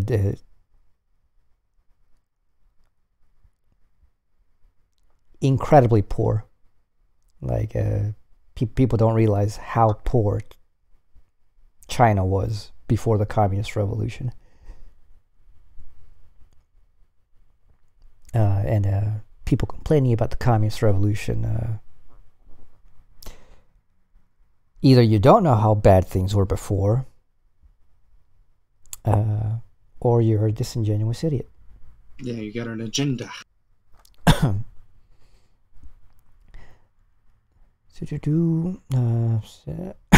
The business in which he was engaged, even that of the state, must be suspended, for he is obliged to quit it. Well, shit, that's pretty tough. You got a cool gig, your dad dies, like, sorry, you got to mourn for 3 years, quit your job. Even the emperor, who was who has just commenced his government does not devote himself to his duties during this time. No marriage may be contracted in the family within the period of mourning. Only having reached his 50th year accepts the bereaved from the excessive strictness of the regulations, which are then relaxed that he may not be reduced in person by them. The 60th year relaxes them still further, and the 70th limits mourning to the color of dress. You are really old. You may have some meat and wine. And work. Yeah.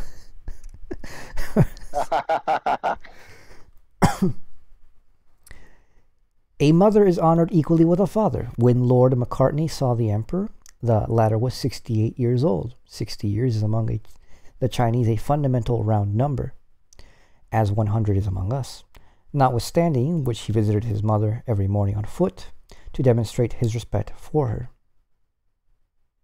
The New Year's congratulations are offered even to the mother of the emperor, and the emperor himself cannot receive the homage of the grandees of the court until he has paid his to his mother.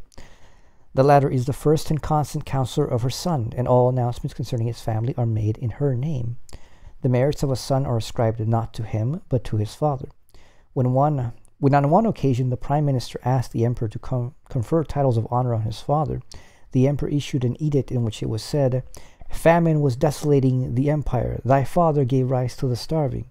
What beneficence! The emperor was on the edge of ruin. Thy father defended it at the hazard of his life. What fidelity!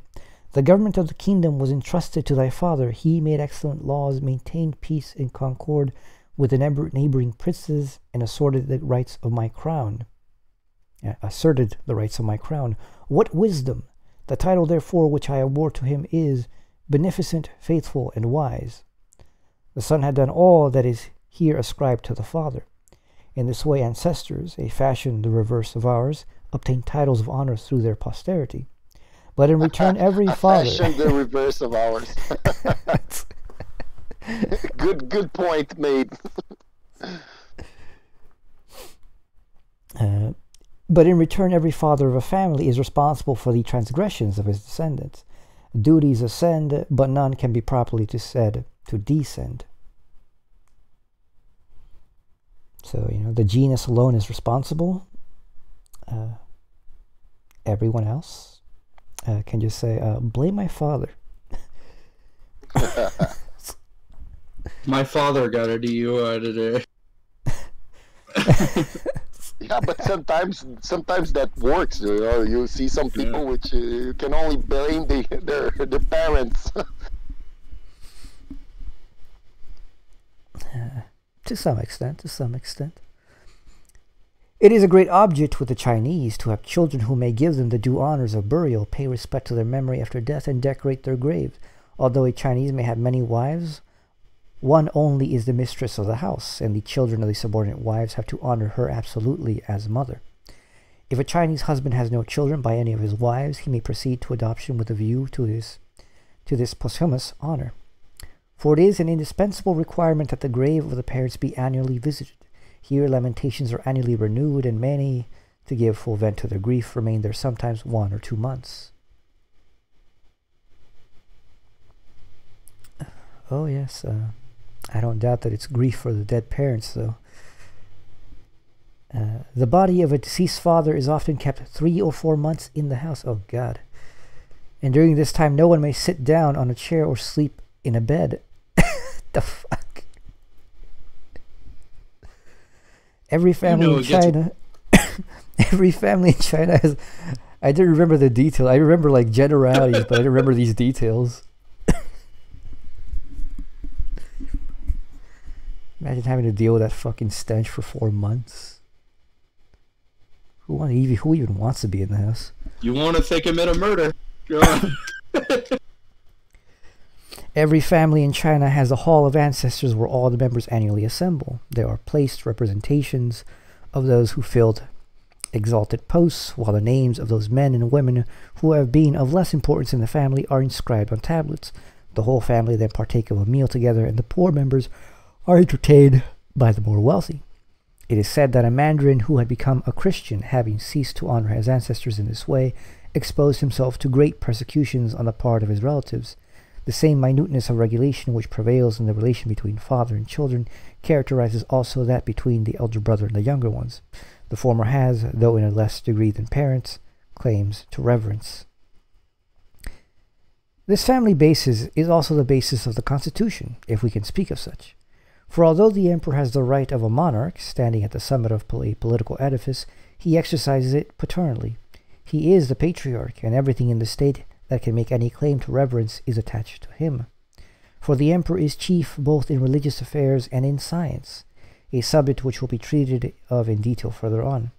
This paternal care on the part of the emperor in the spirit of his subjects, who, like children, do not advance beyond the ethical principle of the family circle and can gain for themselves no independent and civil freedom, makes the whole an empire, administration, and social code, which is at the same time moral and thoroughly prosaic, that is, a product of the understanding without free reason and imagination. Yep, China, substance and understanding. The emperor claims the deepest reverence. In virtue of his position, he is obliged personally to manage the government and must himself be acquainted with and direct the legislative business of the empire, although the tribunals give their assistance. Notwithstanding this, there is little room for the exercise of his individual will. For the whole government is conducted on the basis of certain ancient maxims of the empire, while his constant oversight is not the less necessary. The imperial princes are therefore educated on the strictest plan. Their physical frames are hardened by discipline, and the sciences are their occupation from their earliest years. Their education is conducted under the emperor's superintendence, and they are early taught that the emperor is the head of the state, and therefore must appear as the first and best in everything. An examination of the princes takes place every year, and a circumstantial report of the affair is published through the whole empire, which feels the deepest interest in these matters. China has therefore succeeded in getting the greatest and best governors, to whom the expression Solomonian wisdom might be applied, and the present Manchu dynasty has especially distinguished itself by abilities of mind and body. All the ideals of princes and of princely education, which have been so numerous and varied since the appearance of Fenelon's Telemachy, are realized here. In Europe there can be no Solomons, but here are the place and the necessity for such government. Since the rectitude, the prosperity, the security of all depend on the one impulse given to the first link in the entire chain of this hierarchy, the deportment of the emperor is represented to us as in the highest degree simple, natural, noble, and intelligent, free from a proud taciturnity or repelling hauteur. In speech or manners, he lives in the consciousness of his own dignity and in the exercise of imperial duties, to whose observance he has been disciplined from his earliest youth. Besides the imperial dignity, there is properly no elevated rank, no nobility among the Chinese. Only the princes of the imperial house and the sons of the ministers enjoy any precedence of the kind, and they rather by their disposition, and they rather by their position than by their birth. Otherwise all are equal, and only those who have a share in the administration of affairs who have the greatest intellect and education. Oh, wait, sorry. Otherwise, for it. yeah. Otherwise all are equal, and only those who have a share in the administration of affairs who have ability for it. Official stations are therefore occupied by men of the greatest intellect and education. The Chinese state has consequently been often set up as an ideal which may serve even us for a model. The next thing to be considered is the administration of the empire. Just as I suppose a note on this, I mean, you can see how like the original determination at least cascades and determines or informs specific things going on within society. Yeah. Now, the criticism I would have of this is just that Hegel does not show this development at all. Now, there's a certain sense in which he's not going to, because depending on how you're doing this, it may or may not be the point. Though I think it's, in a way, inexcusable if you want to present this as a science of history. Because the phenomenology does the exact same thing. The phenomenology isn't about, oh, well, the way things should be or whatever. It's just like, here's the logical ways in which these historical determinations of consciousness and the way consciousness appears to itself relate. There are certain things that, yes, are posited. They have to be, just because it's a given historical content to a certain extent. But then you can go ahead and deal with it logically. But in this, Hegel's just going into historical details in which it's up to you to figure out what is actually logically entailed and what is not. And as far as the logical entailment goes, you can see a structure overlaying this. But this is not a Hegelian thing. Like, anybody can do this, you know. Anybody with understanding already does this. You know, you can take, it's what most of philosophy tends to be, in which, oh, well, we get this concept and we're just going to overlay it on everything else. Now, Hegel knows this. Unfortunately, because of the ways that this was presented, he doesn't go ahead and do the speculative account of this. Since I think it would be a far more interesting reading the lectures on religion, and he talks largely about Chinese people there too. Oh yeah, there's a lot of stuff that gets. There's a lot of crossover between this, the philosophy of art, and the philosophy of religion, and also, to some extent, the philosophy of history. Not the history of philosophy, in which similar structures on different levels are cropping up again and again and again.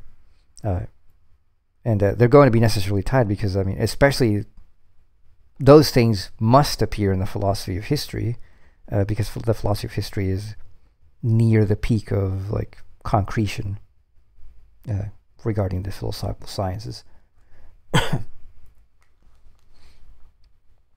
Which is part of the difficulty of this. I don't like that he plays this constant shift of these abstract metaphysical considerations, like, you know, China is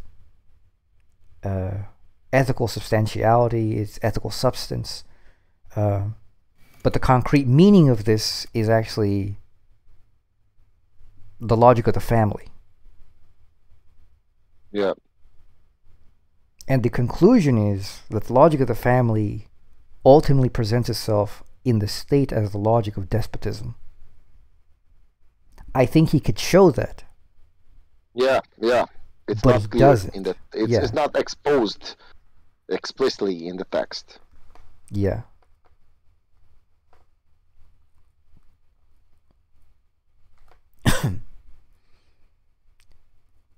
So where were we? Chinese state kind of okay. And another thing, I mean, I suppose like he says, like subjectivity is concentrated in the emperor, for example. I think further in this, he'll definitely go on to like, obviously this isn't even actually true. Like China is so devoid of subjectivity. Not even the guy who's at the top, who calls all the shots, is free. Because he too is enraptured in all of these rituals, all of these ethical norms. Yeah, he mentions that too in the text. Yeah, he mentioned it. He was explicit on it. He said, like, not even the emperor is free because he's subordinated by ancient maxims, etc., etc.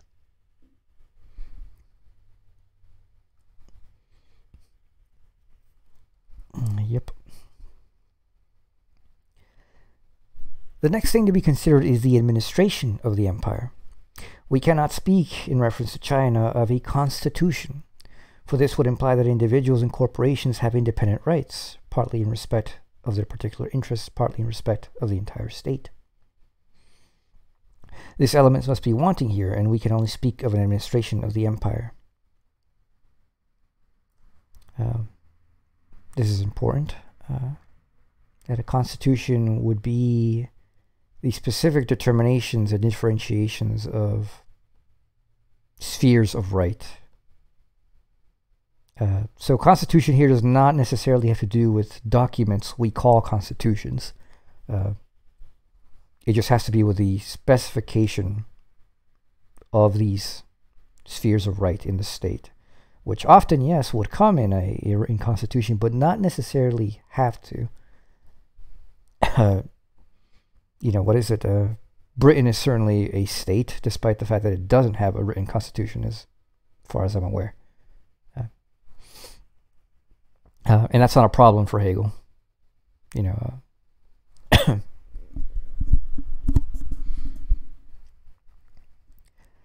This element must be wanting here, and we can only speak of an administration of the empire. In China, we have the reality of absolute equality, and all the differences that exist are possible only in connection with that administration, and in virtue of the worth which a person may acquire, enabling him to fill a high post in the government. Since equality prevails in China, but without any freedom, despotism is necessarily the mode of government.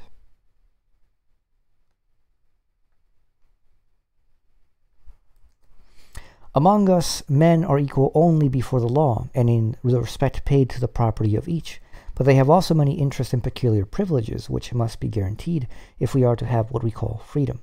But in the Chinese Empire, these special interests enjoy no consideration on their own account, and the government proceeds from the emperor alone, who sets it in movement as a hierarchy of officials or mandarins.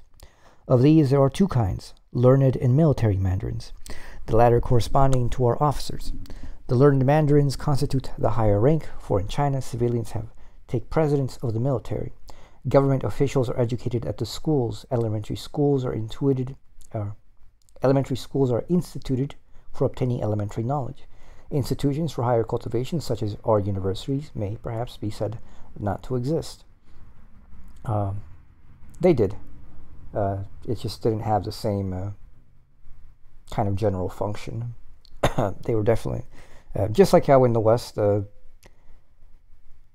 they were definitely for two things: rich nobles, for what we call universities.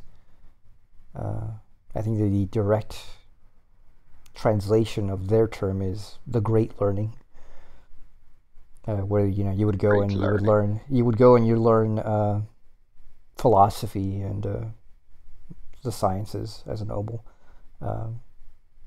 And then if you couldn't do that, but you were still interested in studying philosophy and theology, the only other places you had were, just like in the West, with Christianity, the only places you had to go were religious institutions. You either became a priest, or at least in China, you become a monk.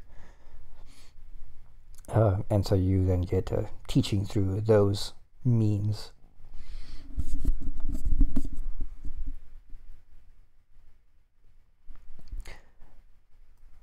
The learned mandarins constitute the higher rank. Universities. Those who wish to attain high official posts must undergo several examinations, usually 3 in number. To the third and last examination, at which the emperor himself is present, only those can be admitted who have passed the first and second with credit, and the reward for having succeeded in this is the immediate introduction to the highest council of the empire.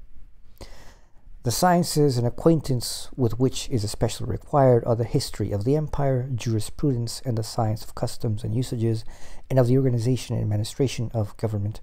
Besides this, the mandarins are said to have a talent for poetry of the most refined order. We have the means of judging of this, particularly from the romance Ju Qiaoli, or The Two Cousins, translated by Abel Remusat. In this, a youth is introduced who, having finished his studies, is endeavoring to attain high dignities. The officers of the army also must have some mental acquirements. They too are examined, but civil functionaries enjoy, as stated above, far greater respect. At the great festivals, the emperor appears with a retinue of 2,000 doctors, that is, mandarins in civil offices, and the same number of military mandarins. In the whole Chinese state, there are about 15,000 civil and 20,000 military mandarins. The Mandarins who have not yet obtained an office nevertheless belong to the court and are obliged to appear at the great festivals in the spring and autumn when the emperor himself guides the plough. These functionaries are divided into 8 classes. The first are those that attend the emperor, then follow the viceroys, and so on. The emperor governs by means of administrative bodies, for the most part composed of Mandarins. The Council of the Empire is the highest body of the kind. It consists of the most learned and talented men. From these are chosen the presidents of the other colleges. The greatest publicity prevails in the business of government. The subordinate officials report to the Council of the Empire, and the latter lay the matter before the emperor, whose decision is made known in the court journal. The emperor often accuses himself of faults, and should his princes have been unsuccessful in their examination, he blames them severely. In every ministry and in various parts of the empire there is a censor, kotal, who has to give the emperor an account of everything. I assume censor is not just censor like, censorship, but censor like, the person who takes the census. Yeah. The censors enjoy a permanent office and are very much feared. They exercise a strict surveillance over everything that concerns the government and the public and private conduct of the Mandarins, and make their report immediately to the emperor. They have also the right of remonstrating with and blaming him. The Chinese history gives many examples of the noble-mindedness and courage of these kotals. For example, a censor had remonstrated with a tyrannical sovereign, but had been severely repulsed. Nevertheless, he was not turned away from his purpose, but betook himself once more to the emperor to renew his remonstrances. Foreseeing his death, he had the coffin brought in with him, in which he was to be buried. See, now that is dedication to country above God and everything else.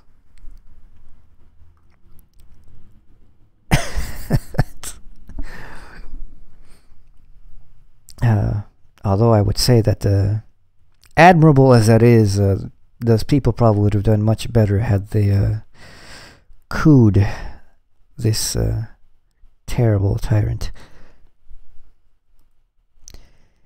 It is related of the censors that, cruelly lacerated by the torturers and unable to utter a sound, they have even written their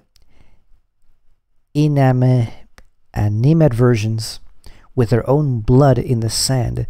These censors themselves form yet another tribunal which has the oversight of the whole empire. The Mandarins are responsible also for performing duties arising from unforeseen exigencies in the state.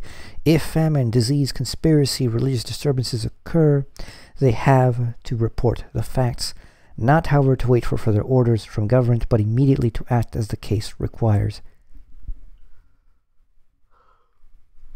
The whole of the administration is thus covered by a network of officials. Functionaries are appointed to superintend the road, the rivers, and the coasts. Everything is arranged with the greatest minuteness. In particular, great attention is paid to the rivers. In the Shu King are to be found many edicts of the emperor designed to secure the land from inundations. The gates of every town are guarded by a watch, and the streets are barred all night. Government officers are always answerable to the higher council. Every Mandarin is also bound to make known the faults he has committed every 5 years, and the trustworthiness of his statements is attested by a board of control, the censorship. In the case of any grave crime not confessed, the Mandarins and their families are punished most severely. From all this, it is clear that the emperor is the center around which everything turns. Consequently, the well-being of the country and people depends on him. The whole hierarchy of administration works more or less according to a settled routine, which in a peaceful condition of things becomes a convenient habit. Uniform in regard, like the course of nature, it goes its own way, at one time as at another time, but the emperor is required to be the moving, ever-wakeful, spontaneously active soul. If, then, the personal character of the emperor is not of the order described, namely, thoroughly moral, laborious, and while maintaining dignity, full of energy, everything is relaxed and the government is paralyzed from head to foot and given over to carelessness and caprice. For there is no other legal power or institution extant but this superintendence and oversight of the emperor. It is not their own conscience, their own honor which keeps the officers of government up to their duty, but an external mandate and the severe sanctions by which it is supported. In the instance of the revolution that occurred in the middle of the 17th century, the last emperor of the dynasty was very amiable and honorable, but through the mildness of his character the reins of government were relaxed and disturbances naturally ensued. The rebels called the Manchus into the country. The emperor killed himself to avoid falling into the hands of his enemies, and with his blood wrote on the border of his daughter's robe a few words, in which he complained bitterly of the injustice of his subjects.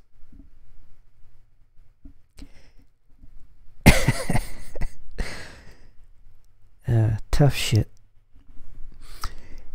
A Mandarin who was with him buried him and then killed himself on his grave. The empress and her attendants followed the example. The last prince of the imperial house, who was besieged in a distant province, fell into the hands of the enemy and was put to death.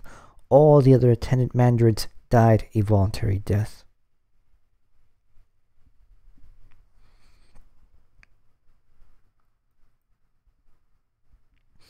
Imagine being so nice, you're chill, and everybody's like, wow, this guy's nice.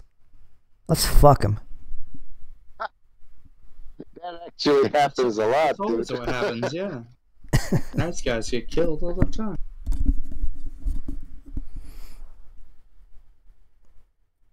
And then people wonder, why is there realpolitik? Why can't we just get along?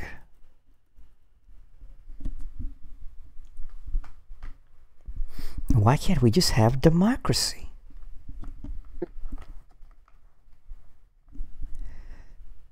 Passing from the administration to the jurisprudence of China, we find subjects regarded as in a state of nonage in virtue of the principle of patriarchal government.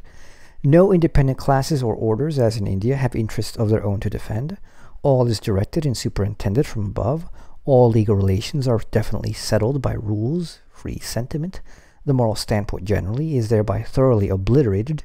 It is formally determined by the laws in what way the members of the family should be disposed towards each other, and the transgression of these laws entails in some cases severe punishment.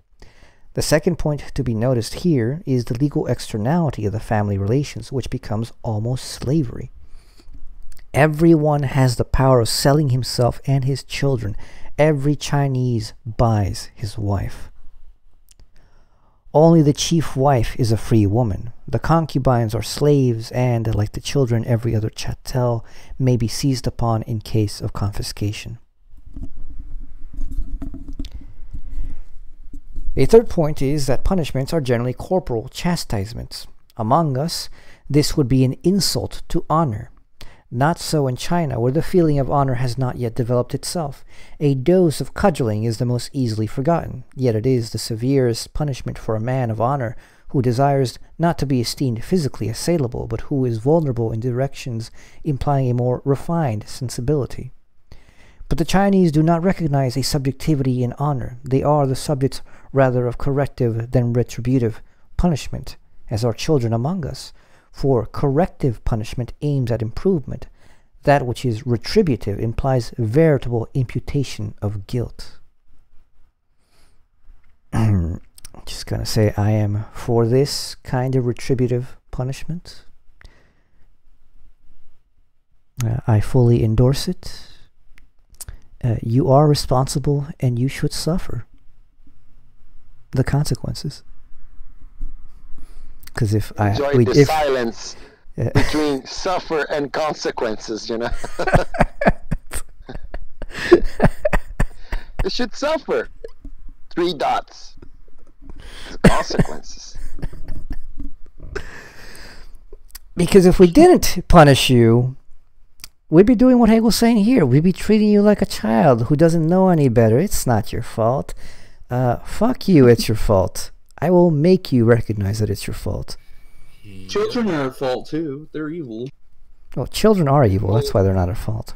Yeah, they're ontologically evil. They don't know any different. They don't have good and evil. I don't know. Read Rousseau. Okay, we should read Emile because I haven't read it. Yeah.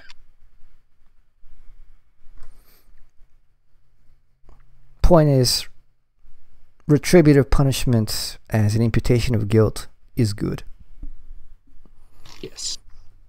Like, that really reminds me of that. I don't remember the name of the book, but a book by Foucault, in which he is narrating this transition in the European law from exactly this, from a punishment which took as its object the body, right? And a punishment that in modern times became more and more targeting of the spirit, right? That do reflect a certain conception you have about that which is being punished, right? If you consider someone unable to have any kind of moral inner insight, right? Like an animal, you won't be trying to make him confess guilty, right? Because guilty is a inner phenomena, essentially. You are going to try to stop him or to defer him by applying some external forces over him, right? Yep. I mean, in this case, an example would be like shaming. So Hegel's saying like there is a sense in which you in the West we have punishments which are punishments of shame. Like, you know, we're not gonna like beat you. We'll just shame you. You know, we'll take away we'll take away your title. We'll take away your precious awards retroactively. We'll excommunicate you from whatever it is that you might be well known and famous for. In China, you're canceled basically. In China, there was no sense of that. It was just like, oh well, you did something wrong. It doesn't matter what it is. Here's a specific corporal punishment. Have at it. And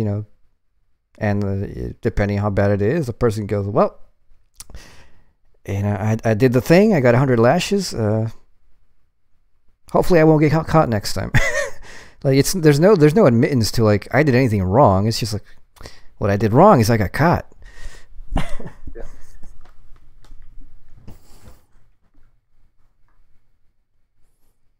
I'm not saying that this isn't a mentality that we have in the West. I mean, obviously we have it in the West. There's plenty of people like what I did wrong is I got caught, but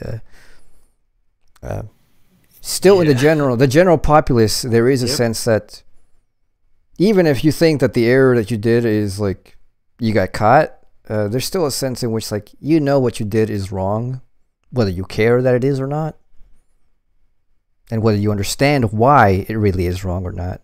You still have a sense that it's wrong. It's wrong and you're responsible. Indie corrective, stuff is the best. It's where it gets. I think we're getting close to stuff that's crazy. Things are getting better and better. Lives are arbitrarily ended. Limbs are severed.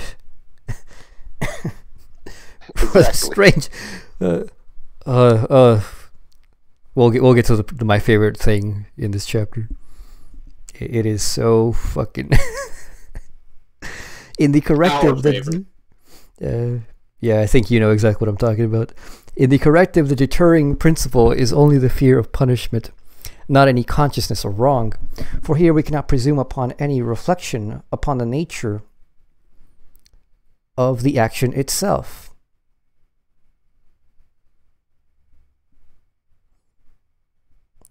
Among the Chinese, all crimes, those committed against the laws of the family relation as well as against the state, are punished externally. Hello? Okay. All right, sorry. Sons who fail in paying due honor to their father or mother, younger brothers who are not sufficiently respectful to elder ones, are bastinadoed. If a son complains of injustice done to him by his father, or a younger brother by an elder, he receives 100 blows with the bamboo and is banished for 3 years. If he is in the right. In the right. If not, he's strangled.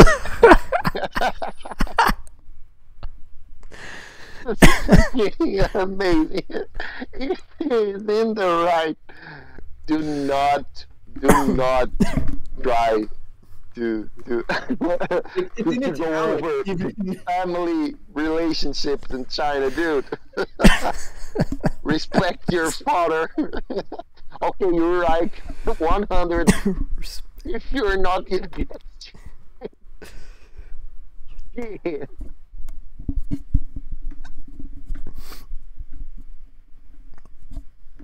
My father is terrible. Well, your father may be terrible, but he is your father. Now, 100 blows. Yeah, he is terrible. But you should have said that. Exactly. Everybody knows. But worse than a terrible father is a lack of piety from your part, right? Yep. If a son should raise his hand against his father, he is condemned to have his flesh torn from his body with red-hot pincers. The relation between husband and wife is, like all other family relations, the very highly esteemed, and unfaithfulness, which, however, on account of the seclusion in which the women are kept, can very seldom present itself, meets with severe animadversion. Similar penalties await the exhibition of on the part of a Chinese of greater affection to one of his inferior wives than to the matron who heads his establishment, should the latter complain of such disparagement. So if you have concubines and you happen to like your concubine more, and you will obviously show this, and your wife doesn't like it, she can accuse you to the authorities, and you will suffer the consequences of not loving your wife enough. That's in fair. China, Listen to Imagine if concubine. that becomes fashion in the United States of America, man. what about the United States? No, imagine if that becomes fashion, like in the actual state of the United States of America, man. People would get punished by all sides. No, Your Honor, that's my queen. I didn't. I watch Divorce Court or whatever it's called all the time. Jesus Christ. I binge watch like those that. shows like every once in a It'd while. be like that. That's alright. Did you cheat on her? Yes, but I love her more than the women. They mean nothing to me. Every time. In China, every Mandarin is authorized to inflict blows with the bamboo. Even the highest and most illustrious ministers, viceroys, and even the favorites of the emperor himself are punished in this fashion. The friendship of the emperor is not withdrawn on account of such chastisement, and they themselves appear not sensibly touched by it. When on one occasion the last English embassy to China was conducted home from the palace by the princes and their retinue, the master of the ceremonies, in order to make room without any ceremony, cleared the way among the princes and nobles with a whip. Just walking in front of the crowd, like, get out of the way. Yeah. People treat each other like shit, man. Like everyone's animals or something. Yeah. Like it's literally just like, oh, real broken whip it. It's like if you gave a behaviorist, like, Yeah. society. That's the principle, substantiality, right? Without self-reflection. It's basically that which shouldn't be variable, that which remains itself throughout all change, that which comprehends a series of individuals which are only in external connections with each other, right? So I think that's what Antonio was talking about here. Like when you think about morality as substantiality, and when you think of it as being realized concretely in the structure of family, all those things can be derived from that. You know, like how can you imagine a society in which inwardness has no value, punishing their citizens, quote unquote, with, for example, shame or even like guilty, etc., etc., etc., right? Yeah, and I absolutely agree that all of this really does come out of that fundamental form of the ethics of family and substantiality. Even their obsession with, or rather, like their rigid understanding of the world, the very way in which like they're very meticulous about these specific relationships and gradients of actions, and how they codify all of this is completely endemic to this metaphysics of substantial ethics. Yeah. Take, for instance, like when you think about substance, you know that substance is fully determined, right? So if your ethical life is to reflect substantiality self, it must be fully determined. So there is no space for indetermination. There is no such a thing as a certain action which is not, or which should not, or which cannot be legislated by external rules, right? Mm-hmm. So when you have the idea of ethics as substance, you will try to legislate over as many aspects as possible of the daily basis living, because everything, from the point of view of substantiality, everything must be fully determined. There is no space for indetermination, abstraction, negation, right? Yeah, no, like it's just rigid identity, and then the way that it relates to itself, you know, in which the ethical order comes to be about through these strict laws, and that the understanding of what it means to be ethical is just simply following these external laws, is perfectly internal to this substantial ethicality, in which like the law becomes, the ethics becomes mechanical by necessity, because that's just what is, that's what literally gets developed out of substance. It's the only relationship substance can have. Yeah, externality. Yeah, it's, you know, it's just like why is Spinoza's system deterministic? There is nothing else that he can have. It's when substance is so absolute, there's no other way. There's no room for contingency. There's no room for subjectivity. Things are what they are. Abstraction, for negation, all that, those traces of subjectivity itself, right? Yep. And then he's going to get into science in one of these sections, not much farther along. But then, like the way he, I also think that he's right that this also explains why the Chinese science was not as developed and did not have the impetus to develop like Western science, particularly Christian science, came to be. And you can only, you cannot explain this materially. China was rich in resources, rich in knowledge, rich in the capacity to construct things. And then, I mean, they did develop certain things. But then they didn't do anything with it because it was just kind of, well, it is what it is. Why else? What do you mean advancement? Like, we're the best. We are the ethical substance. Why would we change? Yeah. One thing which is clear after reading a bit of that book on Chinese family is how slow history was in China, right? He was talking about institutions that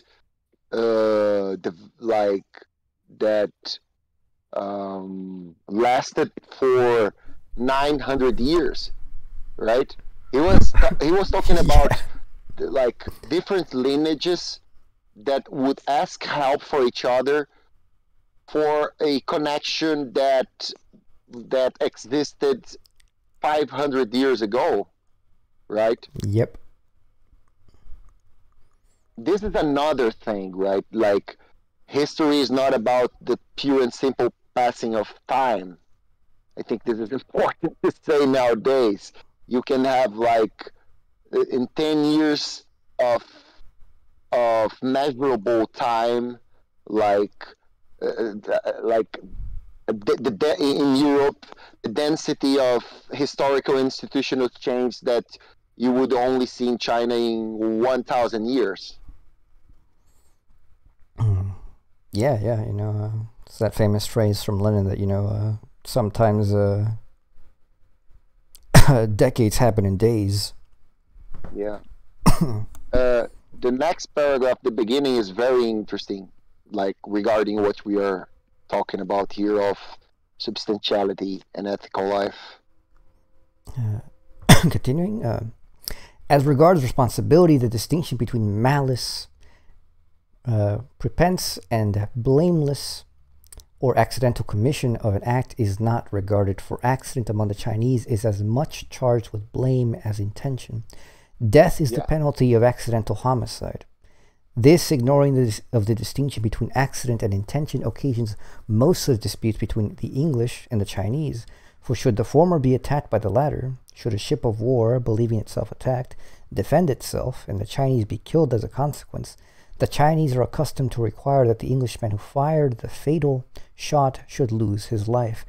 Everyone who is in any way connected with the transgressor shares, especially in the case of crimes against the emperor, the ruin of the actual offender. All his near kinsmen are tortured to death. The printers of an objectionable book, and those who read it, are similarly exposed to the vengeance of the law. The direction which the state of things gives to private revenge is singular. It may be said of the Chinese that they are extremely sensitive to injuries and of a vindictive nature. To satisfy his revenge, the offended person does not venture to kill his opponent, because the whole family of the assassin would be put to death. He therefore inflicts an injury on himself to ruin his adversary. In many towns it has been deemed necessary to contract the opening of wells to put a stop to suicides by drowning, for when anyone has committed suicide, the laws ordain that the strictest investigation shall be made into the cause. All the enemies of the suicide are arrested and put to the torture, and if the person who has committed the insult which led to the act can be discovered, he and his whole family are executed. This was my... Whoa! Whoa. So be nice to John. But one important thing here, to make it explicit, is that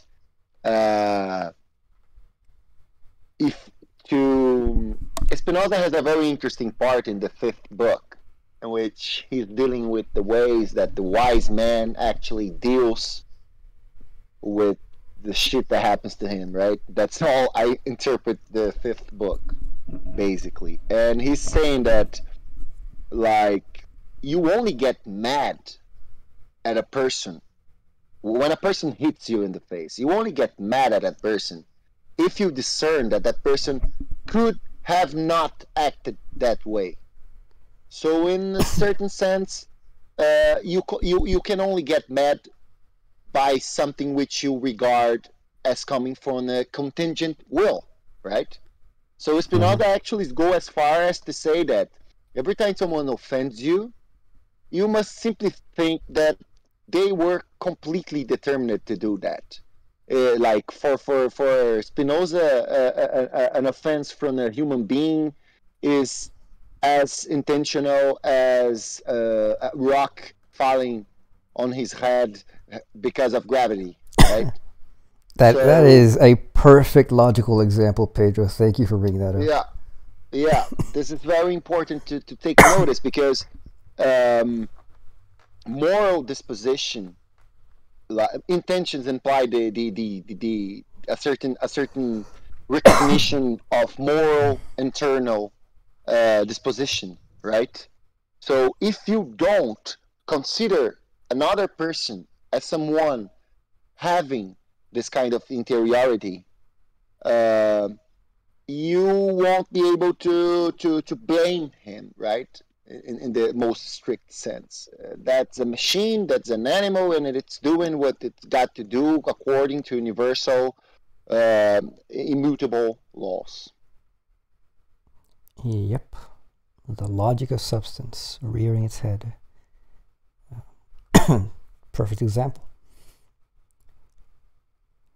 In case of insult, therefore, a Chinese prefers killing himself rather than his opponent, since in either case he must die, but in the former contingency will have the due honors of burial, and may cherish the hope that his family will acquire the property of his adversary. Such is the fearful state of things in regard to responsibility and non-responsibility. All subjective freedom and moral concernment with an action are ignored. In the Mosaic laws, where the distinction between dolus, culpa, and casus is also not yet clearly recognized, there is nevertheless an asylum open for the innocent homicide, to which he may betake himself. There is in China no distinction in the penal code between higher and lower classes. A field marshal of the empire, who had very much distinguished himself, was traduced on some account to the emperor. And the punishment for the alleged crime was that he should be a spy upon those who did not fulfill their duty in clearing away the snow from the streets. Among the legal relations of the Chinese, we have also to notice changes in the rights of possession and the introduction of slavery, which is connected therewith.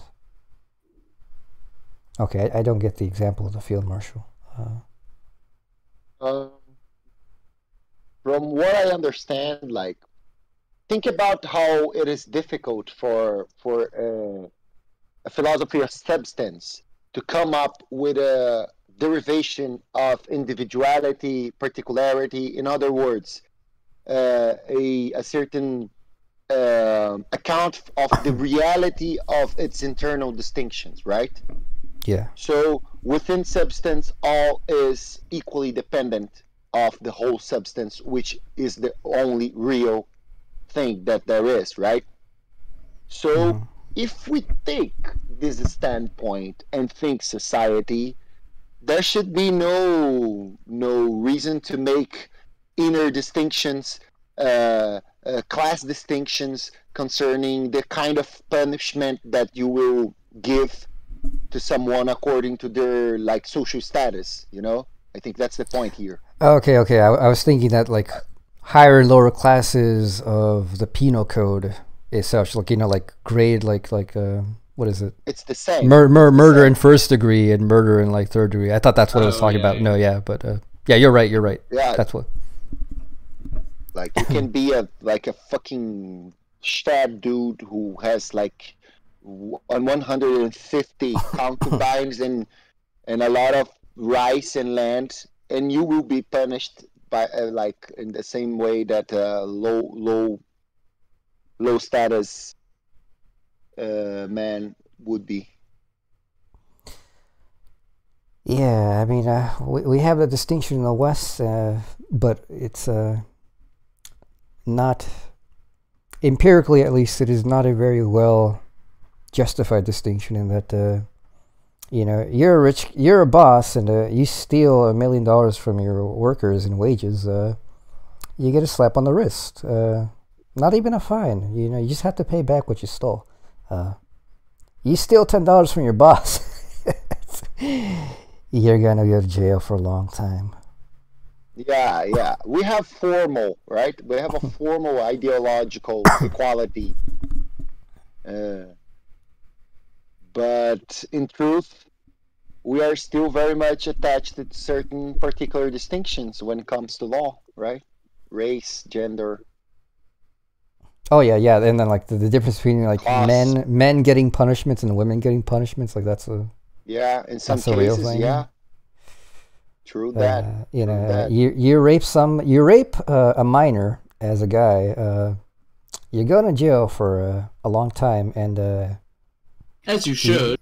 You should, and you will also be in a vulnerable position within the jail populace. But if you're a woman, you don't go to jail for a long time, and everybody's like, "Wow, that's," you know. And So the kid gets a high five. yeah, the kid gets a high five. Yeah, something like not so long ago, some horrible shit happened in Brazil. Like a woman like killed, I think her 3 kids, and because she had a fight with her ex-husband, and he was trying to see the kids, and she said he would never see them again. So she went there and killed them and tried to kill herself. She was sent to a psychiatric institution. You know, if you look at cases in which something similar happened, like to a man, you know, like an action similar, like that's not the first thing they would think about. Oh, let's send her to a psychiatric institution. No, no way. He is accountable. He is responsible. You know. But Yep. she was immediately sent to a psychiatric institution. And I think that's a way, that's a very subtle but real way of saying that women are natural beings. They're not responsible for their own actions, right? They are animals to be deterred, not human beings to be asked for accountability, right? Yep.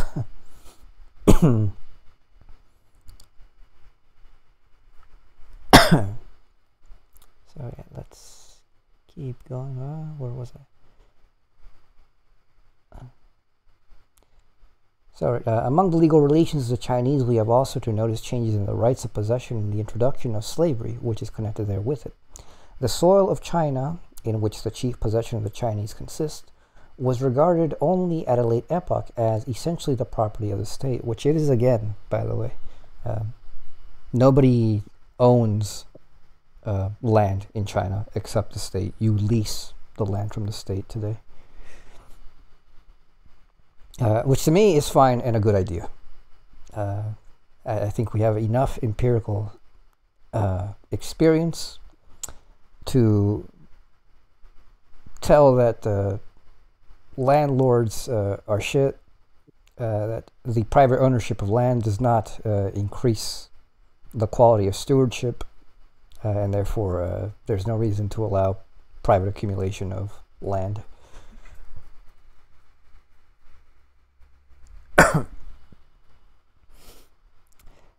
At that time, the ninth of all monies from estates was allotted by law to the emperor. At a still later epoch, serfdom was established, and its enactment has been ascribed to the emperor Shi Huangdi, who in the year 213 BC built the Great Wall, who had all the writings that recorded the ancient rights of the Chinese burned, and who brought many independent principalities of China under his dominion. His wars caused the conquered lands to become private property, and the dwellers on these lands serfs. In China, however, the distinction between slavery and freedom is necessarily not great, since all are equal before the emperor. That is, all are alike degraded. As no honor exists, and no one has an individual right in respect of others, the consciousness of debasement predominates, and this easily passes into that of utter abandonment. With this abandonment is connected the great immorality of the Chinese. Here we go. If you're not aware of the history, at least in the U.S., this was a great talking point. The immorality of the Chinese. Well, it was talking about the immorality of anybody who wasn't white and Western. Uncivilized, immoral. They are notorious for deceiving wherever they can. Friend deceives friend, and no one resents the attempt at deception on the part of another if the deceit was not succeeded in its object, or comes to the knowledge of the person sought to be defrauded.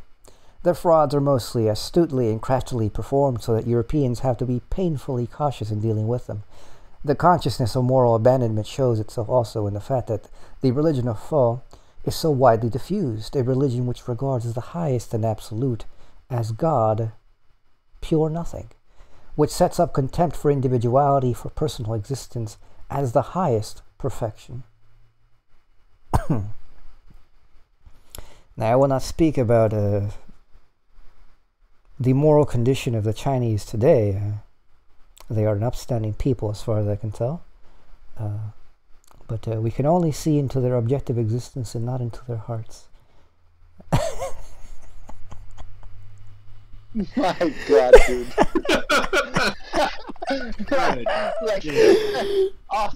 like this is kind of like selective solipsism, you know? like everybody has a conscience, but I doubt Chinese have one.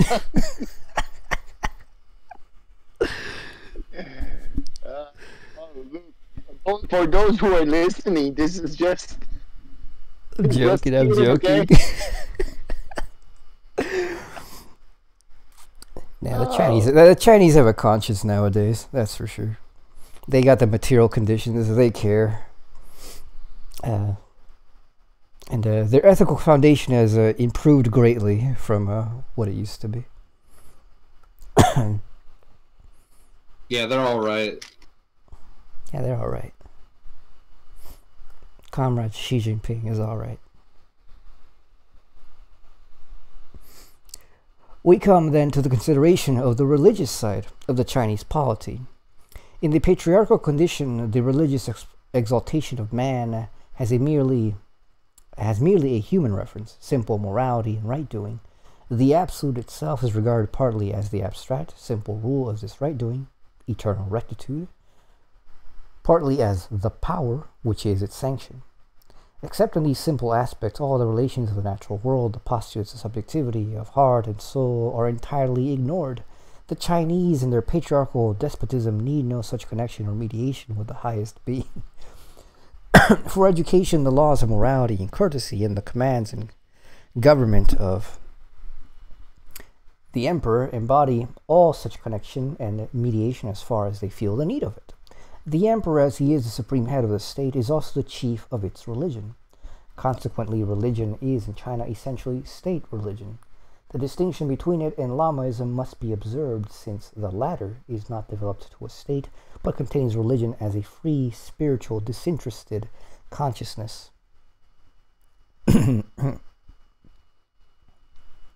That Chinese religion, therefore, cannot be what we call religion. Sorry. The Chinese are getting you. They hear. He's got the China virus. Substance is going for you, Antonio.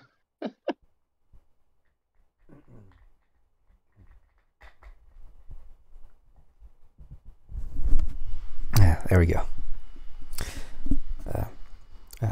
That Chinese religion, therefore, cannot be what we call religion. For to us, religion means the retirement of the spirit within itself in contemplating its essential nature, its inmost being.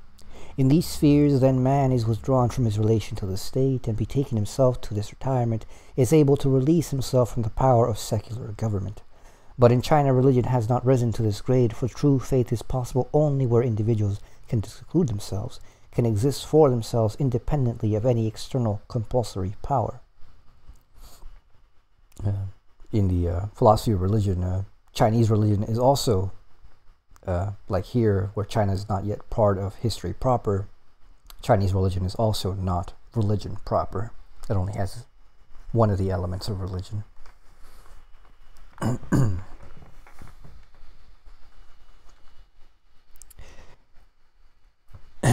In these spheres, in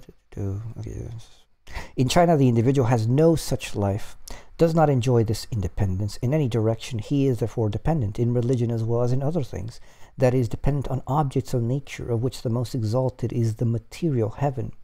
On this depend harvests, the seasons of the year, the abundance and sterility of crops. The emperor, as crown of all, the embodiment of power, alone approaches heaven. Individuals as such enjoy no such privilege. He it is who presents the offerings at the four feasts, gives thanks at the head of his court for the harvest, and invokes blessings on the sowing of the seed. This heaven might be taken in the sense of our term God, as the Lord of nature. We say, for example, heaven protect us. But such a relation is beyond the scope of Chinese thought, for here the one isolated self-consciousness is substantial being, the emperor himself, the supreme power. Heaven has therefore no higher meaning than nature. The Jesuits indeed yielded to Chinese notions so far as to call the Christian god heaven, Tien. But they were on that account accused to the Pope by other Christian orders. The Pope consequently sent a cardinal to China who died there. A bishop who was subsequently dispatched enacted that instead of heaven, the term Lord of Heaven should be adopted. The relation to Tien is supposed to be such that the good conduct of individuals and of the emperor brings blessings. Their transgressions, on the other hand, cause want and evil of all kinds. The Chinese religion involves that primitive element of magical influence over nature inasmuch as human conduct absolutely determines the course of events. If the emperor behaves well, prosperity cannot but ensue. Heaven must ordain prosperity. A second side of this religion is that as the general aspect of the relation to heaven is bound up with the person of the emperor, he has also its more special bearings in his hand, viz. The particular well-being of individuals and provinces. These have each an appropriate genius, Chen, which is subject to the emperor. Genius here is like genie, spirit. Yeah, like a genie, you know, a spirit, not spirit in the Hegelian social sense. Who pays adoration only to the general power of heaven, while the several spirits of the natural world follow his laws. He is thus made the proper legislator for heaven as well as for earth. To these genii, each of which enjoys a worship peculiar to itself, certain sculptured forms are assigned. These are disgusting idols, which have not yet attained the dignity of art because nothing spiritual is represented in them.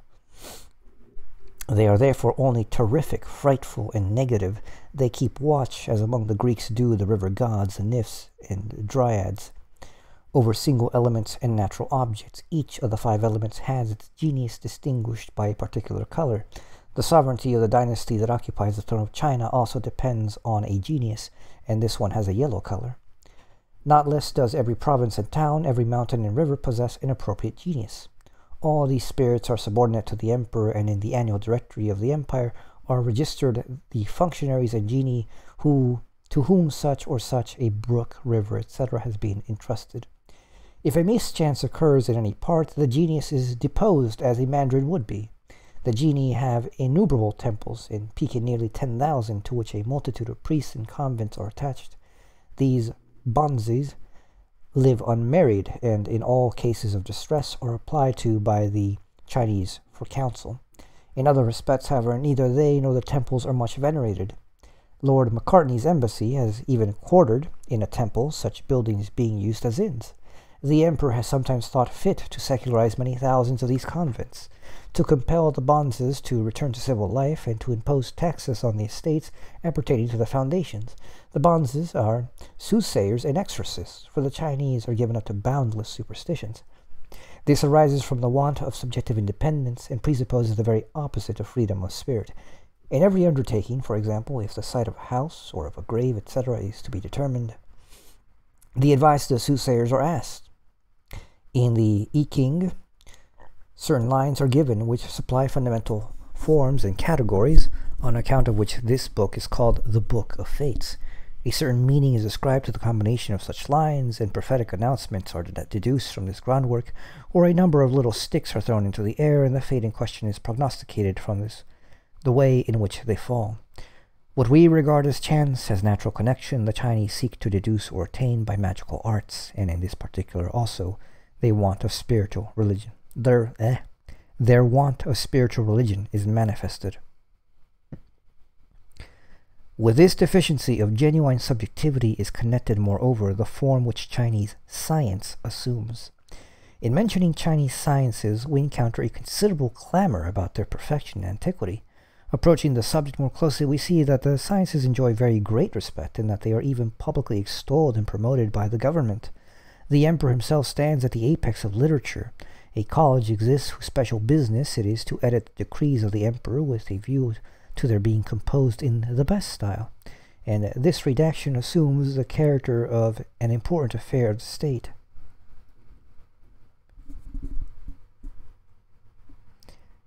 The Mandarins in their notifications have to study the same perfection of style, for the form is expected to correspond with the excellence of the matter. One of the highest governmental boards is the Academy of Sciences. The emperor himself examines its members. They live in the palace and perform the functions of secretaries, historians of the empire, natural philosophers, and geographers. Should a new law be proposed, the Academy must report upon it. By way of introduction to such report, it must give the history of existing enactments, or if the law in question affects foreign countries, a description of them is required. The emperor himself writes the prefaces to the works thus composed. Among recent emperors, Qianlong especially distinguished himself by his scientific acquirements. He himself wrote much, but became far more remarkable by publishing the principal works that China has produced. At the head of the commission appointed to correct the press was a prince of the empire, and after the work had passed through the hands of all, it came once more back to the emperor, who severely punished every error that had been committed.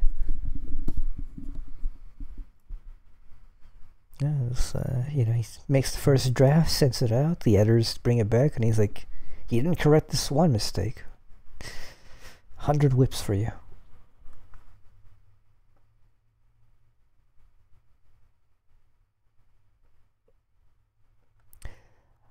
Though in one aspect the sciences appear thus preeminently honored and fostered, there are wanting to them on the other side that free ground of subjectivity and that properly scientific interest, which makes them a truly theoretical occupation of the mind.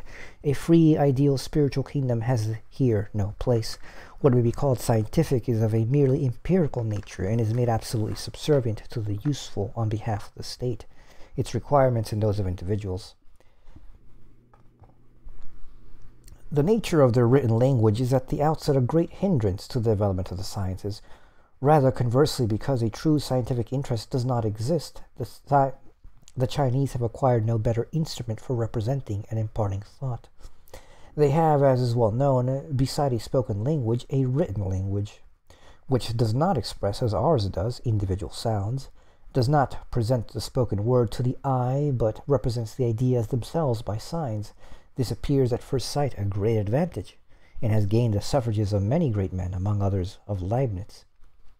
In reality, it is anything but such, for if we consider in the first place the effect of such a mode of writing on the spoken language, we shall find this among the Chinese very imperfect, on account of that separation. For our spoken language is matured to distinctness chiefly through the necessity of finding signs for each single sound, which latter by reading we learn to express distinctly. The Chinese, to whom such a means of orthoepic development is wanting, do not mature the modifications of sounds in their language to distinct articulations capable of being represented by letters and syllables. Their spoken language consists of an inconsiderable number of monosyllabic words which are used with more than one signification. The sole methods of denoting distinctions of meaning are the connection, the accent, and the pronunciation. Quicker or slower, softer or louder, the ears of the Chinese have become very sensible to such distinctions. Thus I find that the word po has 11 different meanings according to the tone, denoting glass, to boil, to winnow wheat, to cleave asunder, to water, to prepare, an old woman, a slave, a liberal man, a wise person, a little. As to the written language, I will specify only the obstacles which it presents to the advances of the sciences. Now, in a certain way, I think what Hegel's saying is right, that such a writing language is extremely cumbersome and very annoying. Except, get this, mechanically, they can type it faster than any phonetic language can be typed. Yeah, everything is very much condensed, right? Yes, to the point where a Chinese person can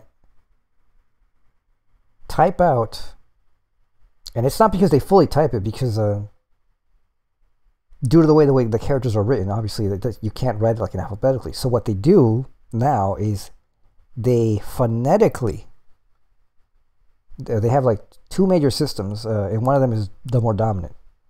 There's a phonetic pinyin version of Chinese in which you start writing out the word, and the computer, they've had algorithms since like the 70s in which like they've been finessing this forever, and it's extremely good, better than anything we have in the West, where the prediction for the words, the predictions they have for the words are so precise now that a Chinese person can write 4 times faster than any other person in the world in any other phonetic language.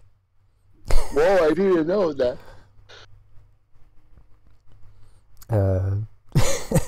It's rather impressive. You can there's some YouTube videos you can see on that. So like while writing it out, like if you wrote it out by hand, yeah, it's kind of really annoying and slower. And if you try to, and there is a system in which like there's like hyper simplified Chinese in which like because the way the characters are composed is not entirely alien to the way we compose words. So like just as we have compound words and root words and things, they have roots, radicals, signs, and so you can just like start building up the character that you want through that simple compounding. But that system is not as fast as the Pinyin phonetic system. Yeah. Point is, the understanding rears its head again. With the proper mechanization, the system is more fit to that expression. Yeah.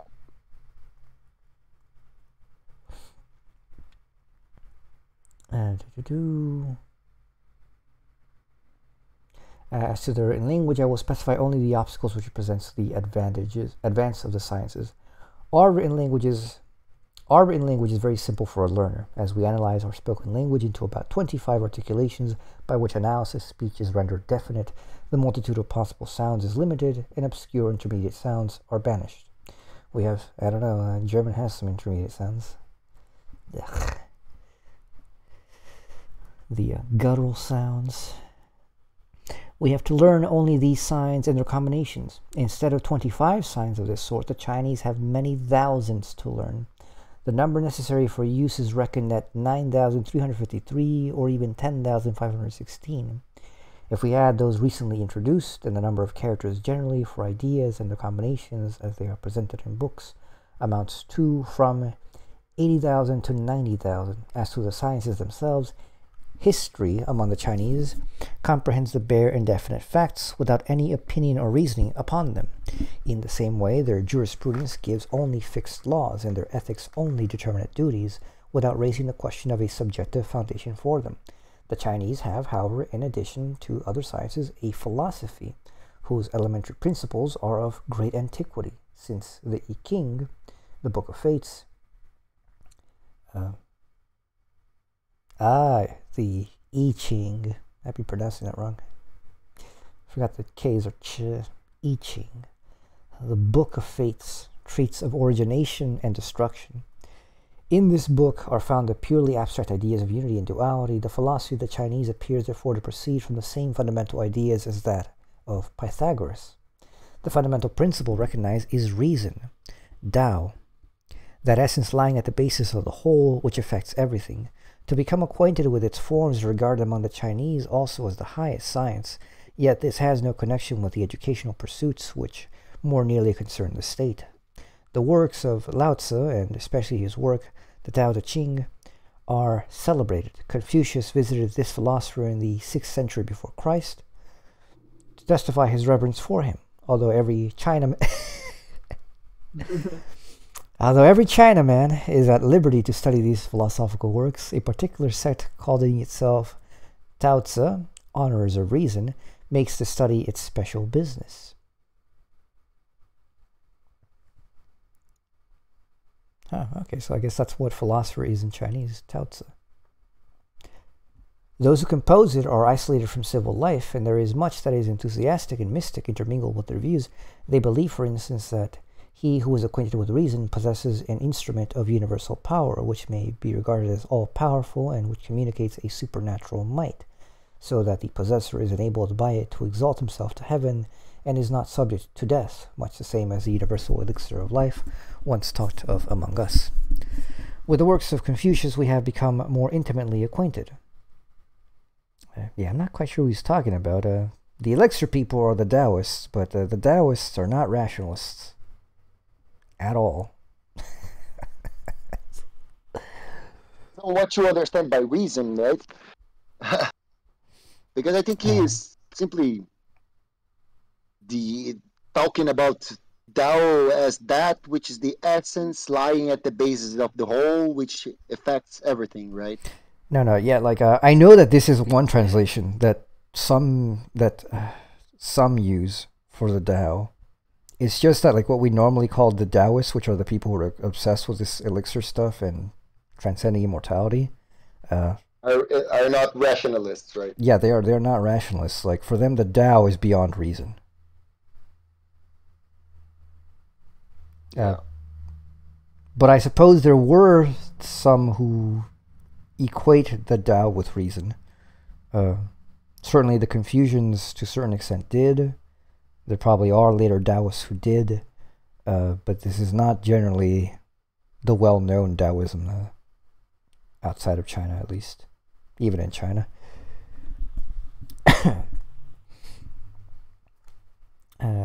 With the works of Confucius, we have become more intimately acquainted. To him, China owes the publication of the Qings and many original works of morality besides, which form the basis of the customs and conduct of the Chinese.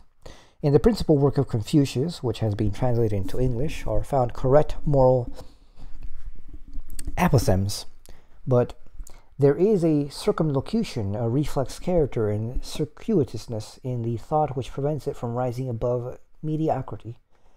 As to the other sciences, they are not regarded as such, but rather as branches of knowledge for the behoof of practical ends.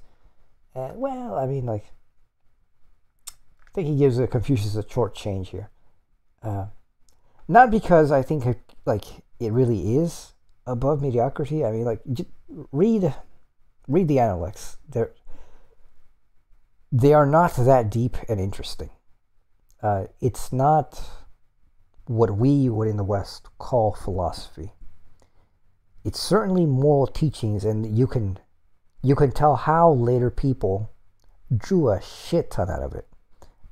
By just trying to reason through and connect all the various disparate things that Confucius said, because there was a thread running through, but there's various threads running through. So various people saw different things, different principles, and then organized their own systems according to those principles and said, this is what Confucius was really talking about. So Confucius is the foundation of the most distinctive Chinese philosophy. What I see about these very ancient works, like, much of the complexity of it is actually like a projection of our own contemporary ideas over it, right? The text I would say so. do not allow for much, right? It's not that complicated. They weren't like thinking a lot of complex things and simply writing very brief. No, they were being brief because their spirit were brief, Yeah, and I mean, and Confucius wasn't somebody who was trying to be a philosopher. He was a learned man. He had great ideas. I mean, he had the golden rule.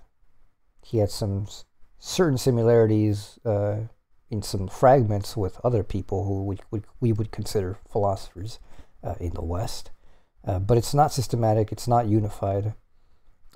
It's not based upon at least explicitly running thread or principle. But it's interesting. They're very short. You should read them. And then as you read the people who follow after him, it gets more interesting because it becomes more systematic, more philosophical. I see.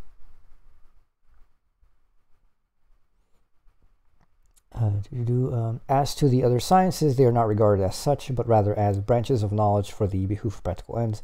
The Chinese are far behind in mathematics, physics, and astronomy, notwithstanding their quondam reputation in regard to them. They knew many things at the time when Europeans had not discovered them, but they have not understood how to apply their knowledge. For example, the magnet and the art of printing. but they had made no advance in the application of these discoveries. In the latter, for instance, they continued to engrave the letters in wooden blocks and then print them off. They know nothing of movable types. Gunpowder, too, they pretended to have invented before the Europeans, but the Jesuits were obliged to found their first cannon. Now, I don't know what kind of information he had where he says that they pretended to have invented gunpowder before the Europeans. That's the point, man. It's Hegel being white European man. You know, like, you can sense his despise throughout the whole text. Like you can feel it. Like, yeah. One thing worth noting is probably a lot of the sources he's relying on were the reports of other racists too. So Yeah, definitely. How awesome the info he's getting. No, but you know, like, the thing is, like, what is important for me here is like what is a society founded on the principle of ethics as substance, you know? I think that's the important thing here. And apart from that, Hegel being Hegel, like, it's almost hilarious, right? Like, the way he treats it and how he despises it. But we can agree, like, it's open to debate whether ancient China was or not a realization of the concept of ethics of substance. That's open to debate. But the truth is, ethics of substance is a principle which is despisable, which is disgusting for a person who considers him or herself free, right? Like, I understand his irritation because the concept itself is irritating, right? Yeah. Or a man who spent his whole life talking about freedom, right? Yeah, and you have to remember that this is in a milieu in which Hegel stands out as a naysayer when it was. This is at the time in which literally the phrase Orientalism comes about, in which, like, there were people fetishizing China, fetishizing India. It was fashion, right? And so Hegel, like, part of the reason why Hegel takes such a negative stance, he's like, these places aren't as great as you people are making it out to be. You know, we shouldn't really be pretending to look at these places for any possibility of advancement. Because as far as Hegel was concerned, they had nothing to teach us. You know, they were historically far worse off than we were in the West, and their development of thought was inferior. And to that, I mean, like, what else? People may want to, like, go, oh, but you know, and this and that, but it's true. Ultimately, did they have certain things that were more developed than us that, you know, we should pay attention to? Certainly. I mean, like, there's certain things, like in ancient Indian philosophy and religion, in which, like, it's utterly superior to the conceptions that the Christians have, like, way better thought out. But overall, you know, like, are we, like, you know, are we supposed to turn a blind eye and, like, pretend that there is no unique development which was tied to the developments of self-consciousness, which happened to come in tandem with the strange commitments in Christianity, the individuality of the soul, conscience and consciousness of consciousness, the deification of man in a properly speculative way, such that man felt it his right and duty to conquer the world, to know God, and that, are we going to, you know, people want to pretend that this has nothing to do with why the West became as successful as it did, and that success obviously has its negatives, in which it had a terrible price on the rest of the world, as well as the eternality of the European world. But without those movements, this shit wouldn't happen. Why didn't it happen in China? Because China did not have these movements arise. Could they have arisen? I think there was. I think philosophically at least, there is philosophy that arises in China, which hints ever closer and more strongly towards this breakthrough of subjectivity, in the proper sense. But it never happens. It never gets there. It never becomes generalized. It stays with a few philosophers here and there, but it never becomes a general spirit.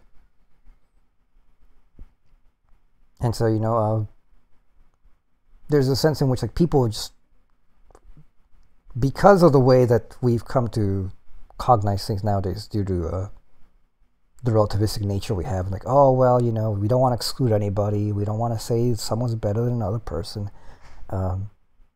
People want to turn a blind eye and say, we can't say that. That just can't be true. But it is. Yeah, but the thing is, if you were unable to have any claim to a position in which you are simply saying that this convention is better than that, if no one has a claim for it, I don't see how we can improve as a society as a whole. That's the main point here. Oh yeah, those people would see it that way. For example, they say, if you say that this culture is better or worse than that culture, that's cultural racism. Okay, first of all, I don't think I think I would be a throughout racist if I said that if I took someone from that culture and let him lived him in another completely different culture, that person would develop the same cultural tendencies of his ancestors. I would be a throughout racist. But to say that I cannot look at history and despise certain conventions and actually admire other conventions, and to say that I cannot look to different cultures than me and actually say that they are wrong in some instances, well, the idea itself that I should be corrected if I do that would be self-contradictory, right? I could simply say, no, but this is my culture. I am not tolerant. It's not part of my culture. And you cannot come with your colonizing attitude saying what I do, what I shouldn't do, Yeah. You get my point here? You get into this self-contradictory, instance in which, so why are you judging me on that, Yeah, they want it both ways. They can't have. Yeah, but also another thing is that this is just Hegel. In the sense that in Hegel's methodology, there is as equal reason to praise as there is to blame, and to talk shit down on. And Hegel does this all the time, and he picks and chooses when he wants to shit on someone and when he wants to praise them. With the Chinese and with the Indians, he particularly, since due to the I guess he was really tired of the Orientalists, he particularly emphasized shitting on them. But he has a clear reason here. He's saying that Chinese culture lacks space for subjectivity, and that's it. Yeah, it's unfree. If you think that there is no way of making a hierarchy of culture, I don't know what to say to you, dude. I don't know why are you fighting for democracy? Why are you a liberal and you are fighting for democracy? Why are you fighting for the idea of consent in sexual relationships if you think that culture which does not leave space for subjectivity should not be condemned? Fuck off. This is simply bullshit. Yep, it is. So I wouldn't go as far as condemn a whole culture, right? But I certainly, as a human being, I feel very much comfortable in saying this is shit. I am very much comfortable in saying that I prefer universal relations over familiar and ancestry relations. You know, like I'm pretty comfortable on that. Yeah, I don't think that anybody in Mexico, for example, nowadays is sad that the Aztecs got their ass handed to them and wiped out. Yeah, but I think there are people who go as far as that, man. Oh, there are But I some wouldn't people, call but them. they're nut jobs. I wouldn't. Yeah, it's They're not not normal. that. They're not that normal. That normal. You know, like we have, for example, like a guy in Brazil who says that indigenous people have an ontological difference of thinking in relation to Western civilization. You know, they say that they think fundamentally different from Westerners. You know, there is no such a thing as a connection. Every and each attempt to understand them is a distortion from our part. Well, I don't know how he can say that, right? Because to be able to say that, he would need to have like access to what is being distorted and compare that with the undistorted version of it with the distorted version of it. But anyway, it's not as crazy as it seems. And I think it always comes from a good intention, you know, and it's specifically Western good intention, because most of ancient cultures didn't give a fuck about the defense of other people's culture, right? So it comes they from wipe, they constantly wiped each other out. the attempt to defend like oppressed ethnical groupings within nation states in the Western world, right? So I understand that. I really think that we should not shit on indigenous people. We should not. We should simply like forget about their myths and histories and stuff like that. But I do think that there is a stance in which some of their practice are not coherent with the idea of freedom, and they should be forgotten in that respect. You know, they should not be practiced anymore. And if you, my dear liberal friend who is listening to me, think otherwise, I say fuck you. You're saying that like while you are seated probably on a fucking scholarship in post-colonial theory, you know, in a free country in which you can speak your mind and you can like simply go around saying bullshit without no one like fucking you up. A place in which you can choose your wife or your partner, you know. Well, it's easy to say that while you are seated on your Western guarantees, you know. And my rant is over here. Yeah.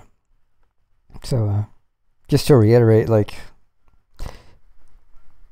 dialectics, you can do it negatively or you can do it positively. It's not wrong either way. There's a time and place for each emphasis. Like I try to do that all the time, in which I will say very positive things on a certain piece or day, and on another day you'll find me shitting on the same exact thing which I was praising to high heaven before. Art feels like one of those things for me, in which like I think art is really high, really great, and at the same time it's utterly mundane and banal. And depending on the day, I either think it's like, you know, it's the greatest shit, or I just like, why do people like care? It's not that big of a deal. Too, like sometimes I feel that too, man. And I am an artist, so it takes me deep. People care about art as a social convention more so than for art's sake today. Yep, that is like, true. Oh, your art is valid or whatever. I don't care. It looks like shit. Fuck you. Yeah, even if it is art, like, so what? Like, you know, art. Yeah. For something to be art is it's very big. Wow, this is art. I hate when people fucking say that. It's so annoying. Art doesn't mean good. Let's keep going. As to mathematics, they understand well enough how to reckon, but the higher aspect of the science is unknown. The Chinese also have long passed as great astronomers. Laplace has investigated their acquisitions in this department and discovered that they possess some ancient accounts and notices of lunar and solar eclipses, but these certainly do not constitute a science. The notices in question are, moreover, so indefinite that they cannot properly be put in the category of knowledge. In the Shuqing, for example, we have 2 eclipses of the sun mentioned in the space of 1,500 years. The best evidence of the state of astronomy among the Chinese is the fact that for many hundred years the Chinese calendars have been made by Europeans. Yeah, I forgot about that. In earlier times, when Chinese astronomers continued to compose the calendar, false announcements of lunar and solar eclipses often occurred, entailing the execution of the authors. Oh boy. The telescopes which Chinese have received as presents from the Europeans are set up for ornament, but they have not an idea how to make further use of them. Medicine, too, is studied by the Chinese, but only empirically, and the grossest superstition is connected with this practice. The Chinese have the general characteristic of remarkable skill in imitation, which is exercised not merely in daily life, but also in art. You see, the Europeans were complaining about copyright infringement for hundreds of years. It's not just a modern thing.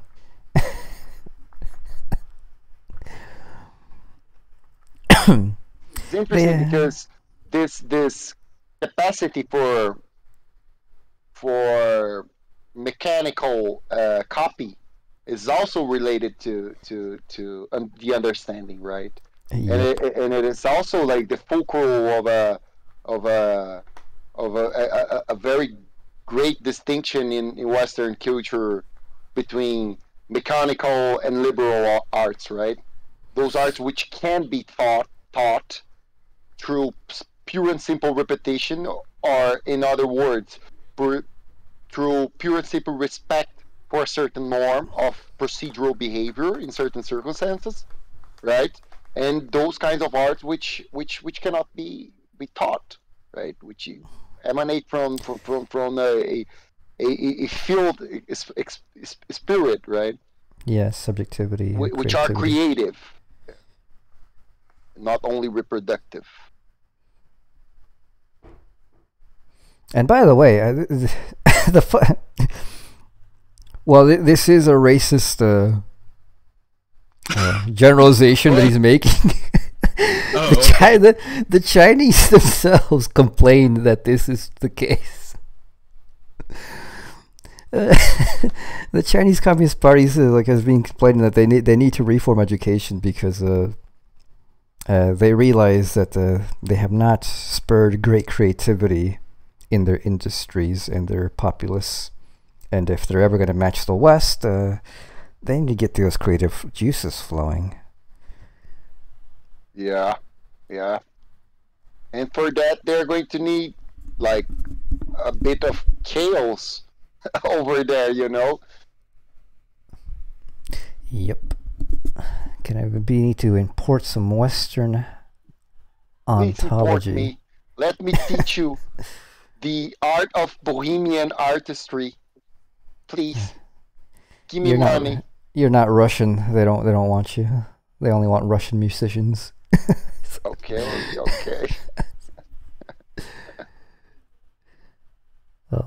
Although I don't know if you're aware, like that they love Western classical music. Like it's a big deal in China. Yep, some great. And they are very good at it.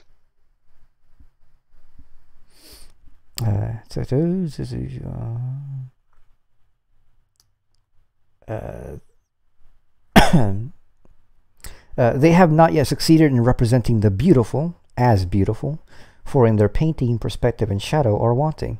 And although a Chinese painter copies European pictures, as the Chinese do everything else, correctly, although he observes accurately how many scales a carp has, how many indentations there are in the leaves of a tree, what is the form of various trees, and how the branches bend, the exalted, the ideal, and the beautiful is not the domain of his art and skill. The Chinese are, on the other hand, too proud to learn anything from Europeans, although they must often recognize their superiority. A merchant in Canton had a European ship built, but at the command of the governor it was immediately destroyed. The Europeans are treated as beggars because they are compelled to leave their home and seek for support elsewhere than in their own country. Besides, the Europeans, just because of their intelligence, have not yet been able to imitate the superficial and perfectly natural cleverness of the Chinese. Their preparation of varnishes, their working of metals, and especially their art of casting them extremely thin, their porcelain manufacture and many other things, have not yet been completely mastered by Europeans. Is he saying the Europeans, because the Europeans are so smart, have been unable to imitate the natural cleverness of the Chinese? Exactly. Or is he saying Yeah. because of the intelligence of the Chinese, have not been able to... What? Like, Basically, not saying- let's see. Hold on. Imitate- Just reread this, okay? Europeans, just because of their intelligence, have not yet been able to imitate the superficial and perfectly natural cleverness of the Chinese. So Okay, he's this saying, reminds he's saying, of what Cliff High said about us not being able to reproduce UFOs because we're too advanced.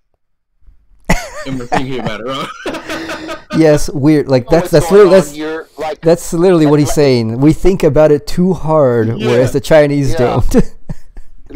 yeah, that's it. Like, Oh, that's that's there's a difference between cleverness and intelligent. Like, an intelligent person will think about things, will put mediation into it. Germans clever always person- do to justify not feeling worse than like Jewish people because Jewish people fucking attack science and philosophy.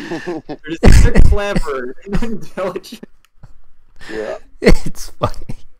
That's a horseshit one right there. I can see like, oh, you tripped your dad on accident. Now we have to murder you. That's worth disdain. What I find it funny What that do? that's the thing that took you, Rain. And Hegel is basically saying that the Chinese people are a bunch of animals without inner life whatsoever for hours now, you know. But that distinction between superficial cleverness and intelligence took you. Well, some of the other stuff was connected to some pretty egregious shit. Like if I trust he's reporting accurately, I'm like, yeah, that's really awful. I don't know. I agree with him on everything.